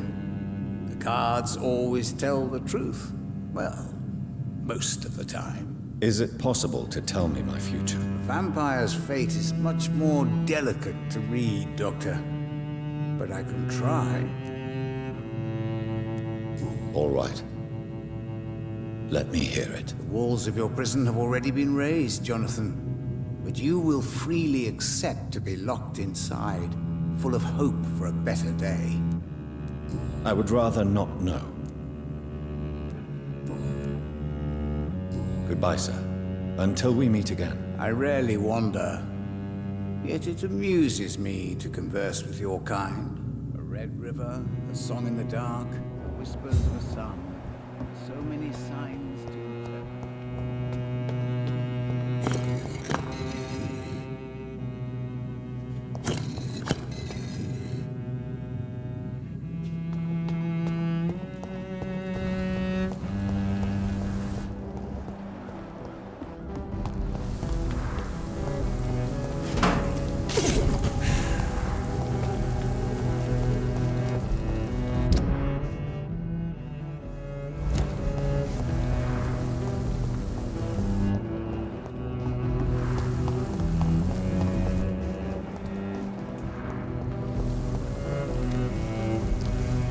Good evening, sir. I'm Dr. Jonathan Reed. Do you need my help? Yes, please. Would you be kind enough to tell me what the time is? That's all you need to know. Well, is it not important to know? As important as where you are? Or who you are? I suppose you're right. And who are you then, sir? I am Agamemnon Baker. Like my brother, I think we need to leave this city immediately. And my brother and I rarely agree on anything. May I ask what you're doing outside at this hour of night? I don't know. You should ask my brother instead. It was his idea in the first place. You must have your own ideas. From what I have managed to understand, I guess we're supposed to wait here. Waiting for someone to come. What can you tell me about this part of town? It's the only place I've considered myself happy. Or at least that's what I believe. Unfortunately, it's time to leave. Why is that? Because I'm not feeling happy here anymore. Are you? No, I'm not. Good for you. It's a good thing to have a clear idea of where you stand concerning crucial questions, don't you think? What can you tell me about your brother? He's older than me, I think. But the important thing is that I really hope I'll die before him. Grief would just kill me, you know? Is that all? Pericles is very attached to this city, and without my insistence, he would never leave this place. We don't often agree on anything, you see. May I ask why you've not gone already, if you're so exasperated by this long wait? I believe fear is holding us back. My brother would have said it's laziness, but it's just because he's prouder than I am. Who are you waiting for, exactly? The more I think about it, the more I believe it's not exactly a person we are waiting for. But what else could it be, then? I don't know. A feeling? An event? An impulse? How can I tell? Something that would allow us to leave this trap. I'm afraid I'm not following you. What kind of trap are you talking about? Have you ever felt like life trapped you in a role that does not fit you? That you are not in your place? That sort of trap. Trap? And you think leaving London will free you? At least it will give us the chance to be free. That's more than our present situation. Hope, Doctor. Hope is what truly drives mankind.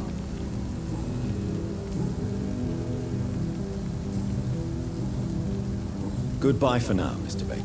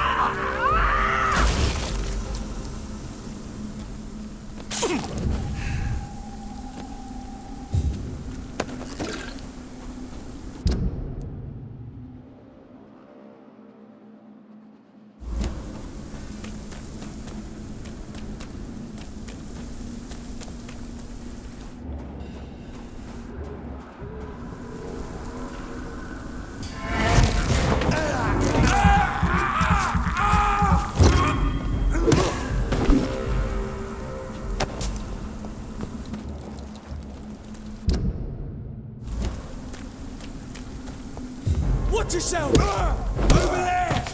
There's one of them vermin! Burn, vermin!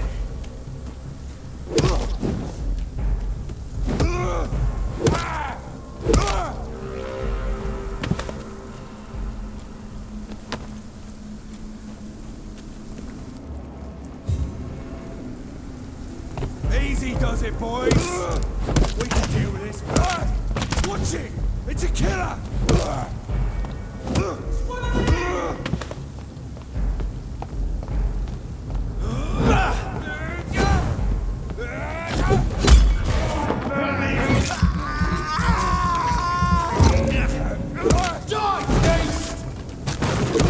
He's too fucking fast! Mine!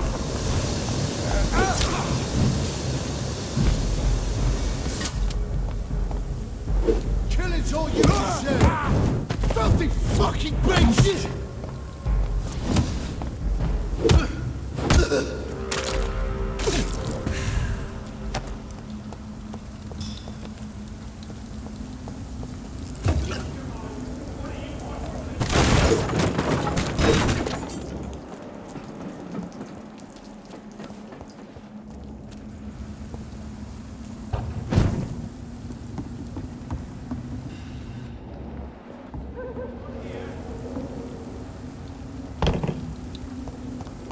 You London vampires are so weak!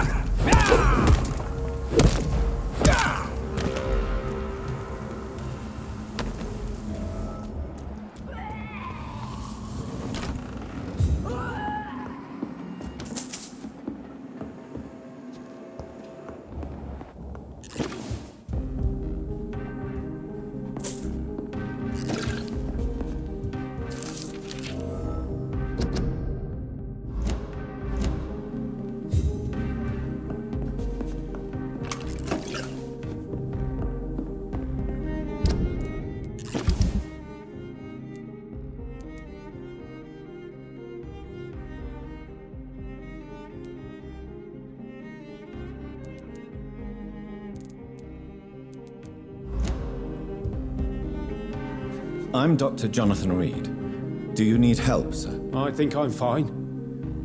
But what happened to my jailer? Be careful. He's as vicious as he is strong. You don't have to worry about him anymore. What happened here? I am Tadao Kimura. I was imprisoned by this lunatic for several days. I thought I was going to die here. You're not going to die now, Mr. Kimura. If you hurry, you should be able to get home safely. It seems that I owe you my life. You have all my gratitude, Dr. Reed, since it is the most precious thing I possess. Goodbye, Mr. Kimura. Take care.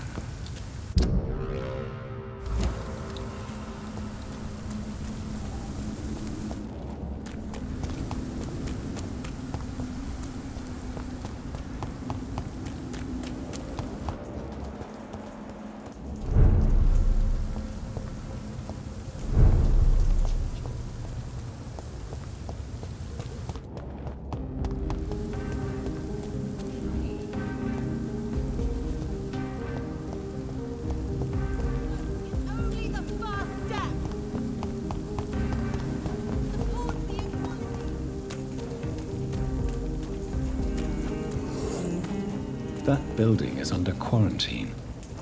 Could this be what I'm looking for?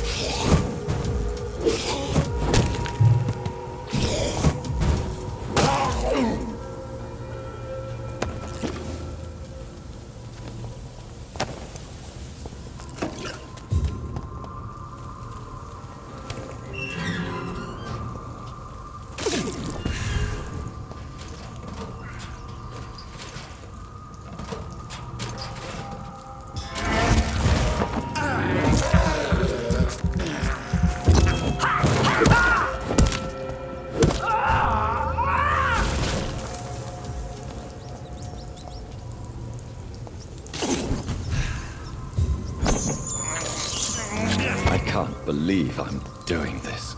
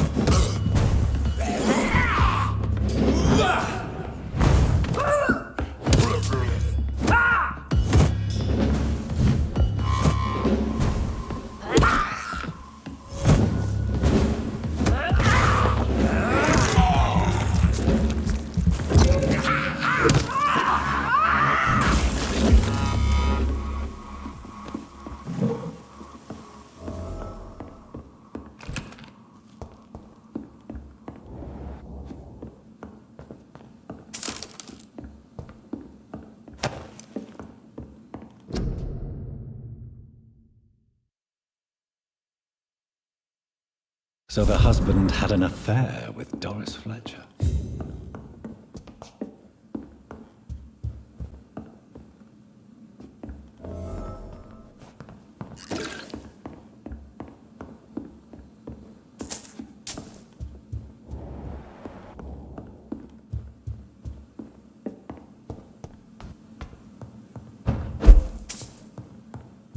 Doris Fletcher seems to be the missing link here. It can't just be a coincidence. I should go to her acting school.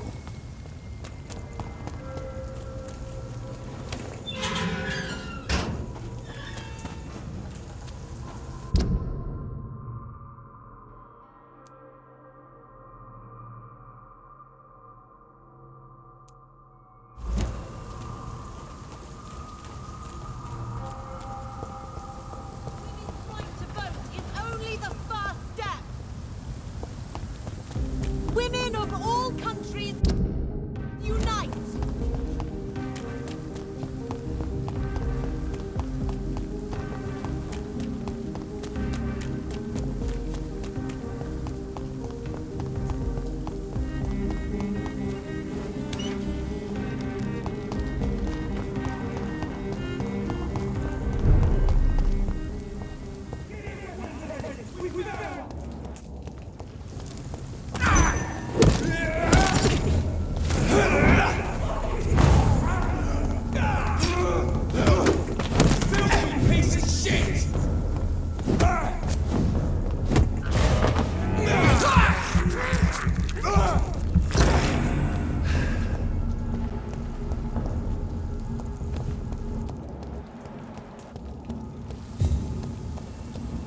I will return later.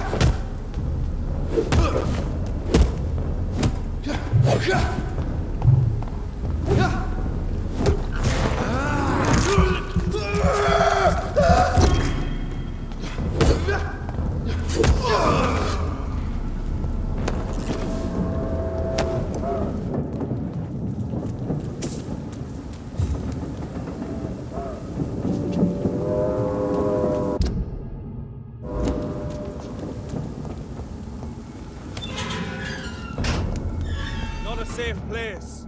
Right now. Easy does it. Fear no evil. No!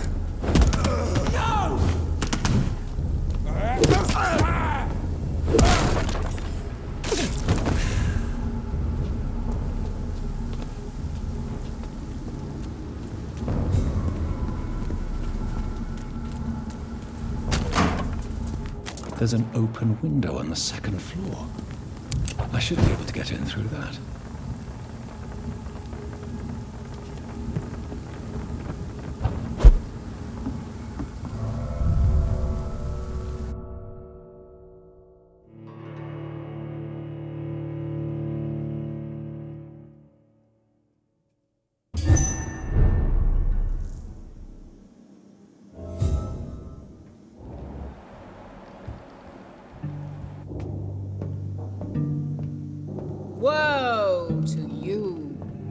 Nations of hypocrites.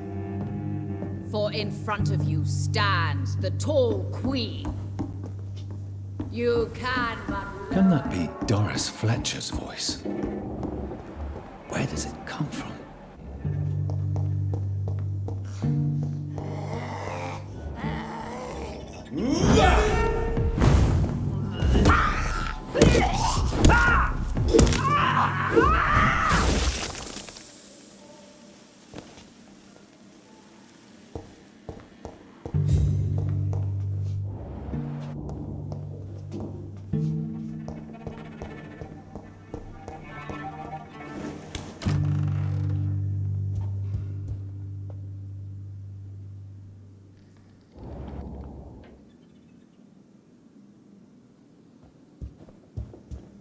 Alas!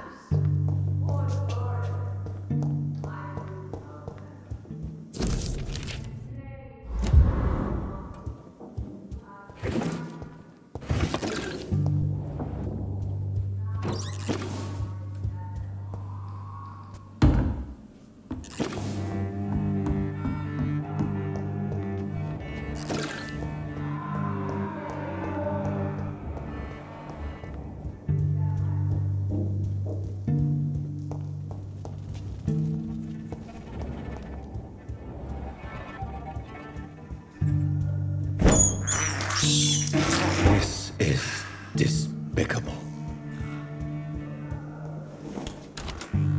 Nations of hypocrites. For in front of you stands the tall queen. You can but lower...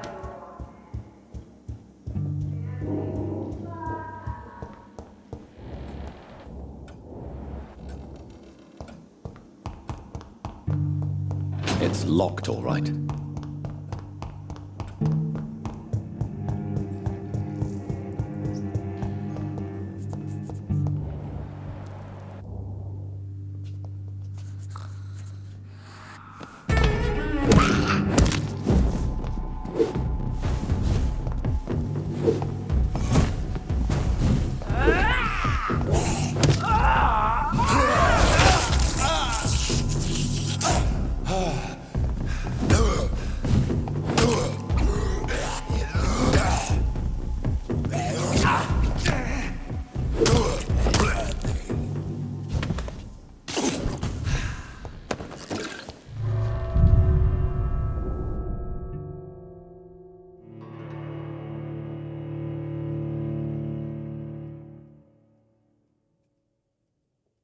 Return later.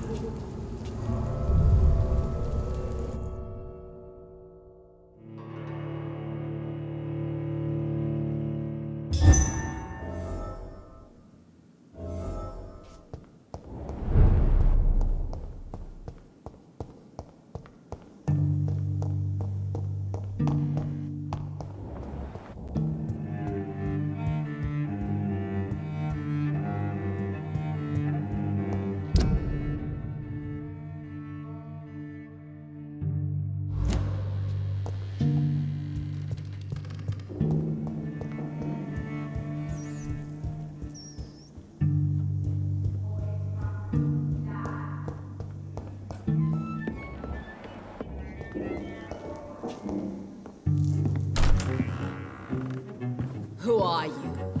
You who dared enter my realm. Are you here to worship or mock me? I'm here to put an end to the vampire epidemic, Miss Fletcher. Ah.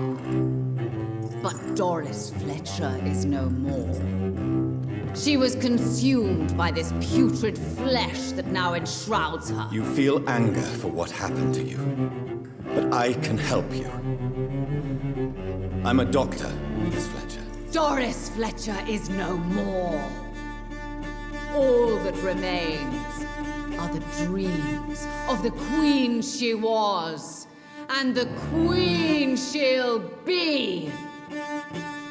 Until then, all shall die, for that was her final wish. Save your queen, my slave.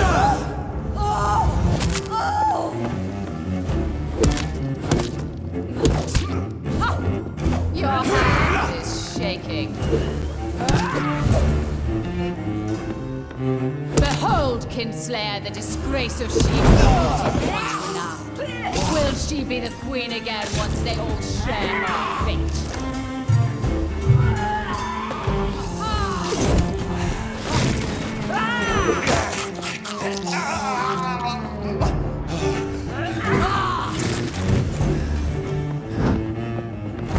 My blade shall pierce your villainous heart, dark.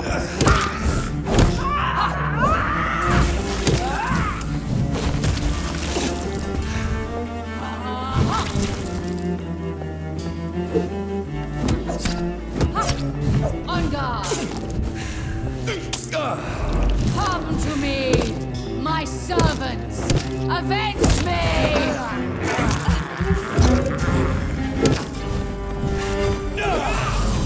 I summon thee, my children of the night. Fight! Maim! Spit! Kill!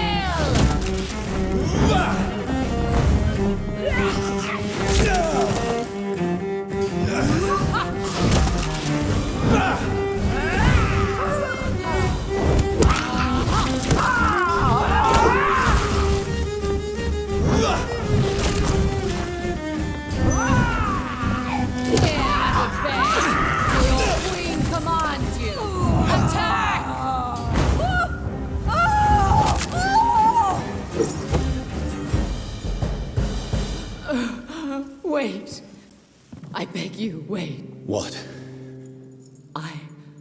I don't want to die. And I did not come to kill you, Miss Fletcher. Will you spare me then? Save this cadaverous carcass of mine. Does your heart beat a little faster now? You fancy me then, Doctor? No, Miss Fletcher. My dead heart will beat for only one. Ah! Is she pretty? Is she sweet and tender? To me, yes. Ah! I hate her already. I know. And this is partly why you must be destroyed. But you just said... That I did not come here to kill you, yes. But I realize now the threat you embody must be stopped.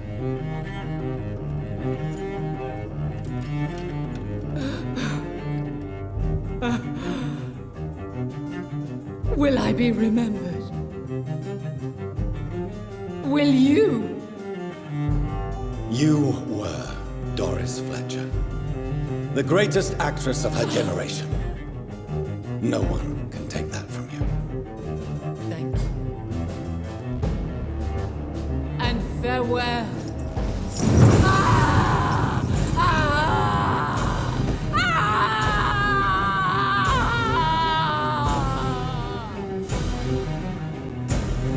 Farewell, Doris.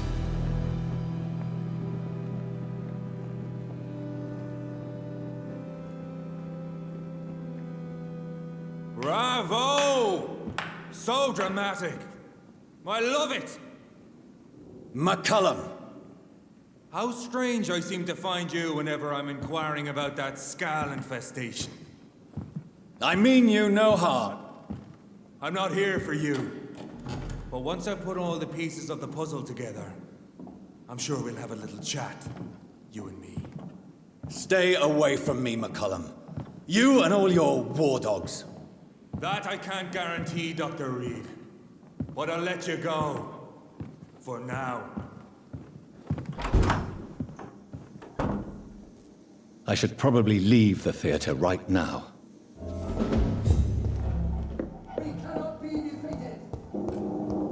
It's locked.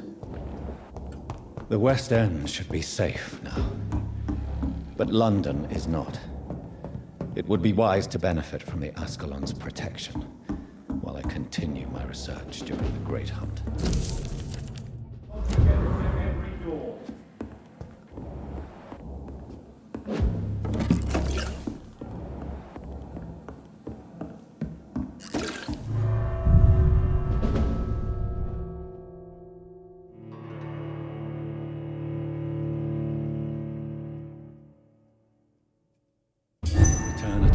convenient time. These people want me dead. I need to leave now.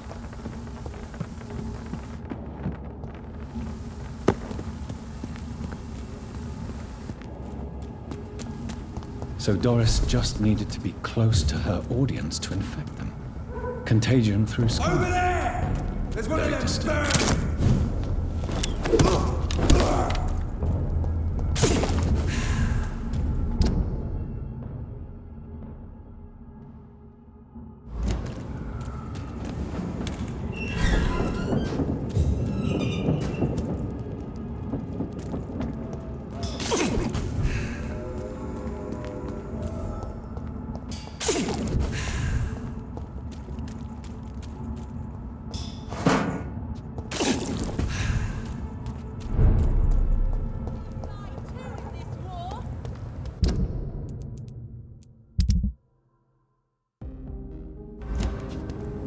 Women's right to vote is only the first step. In the West End at night. That can't be true.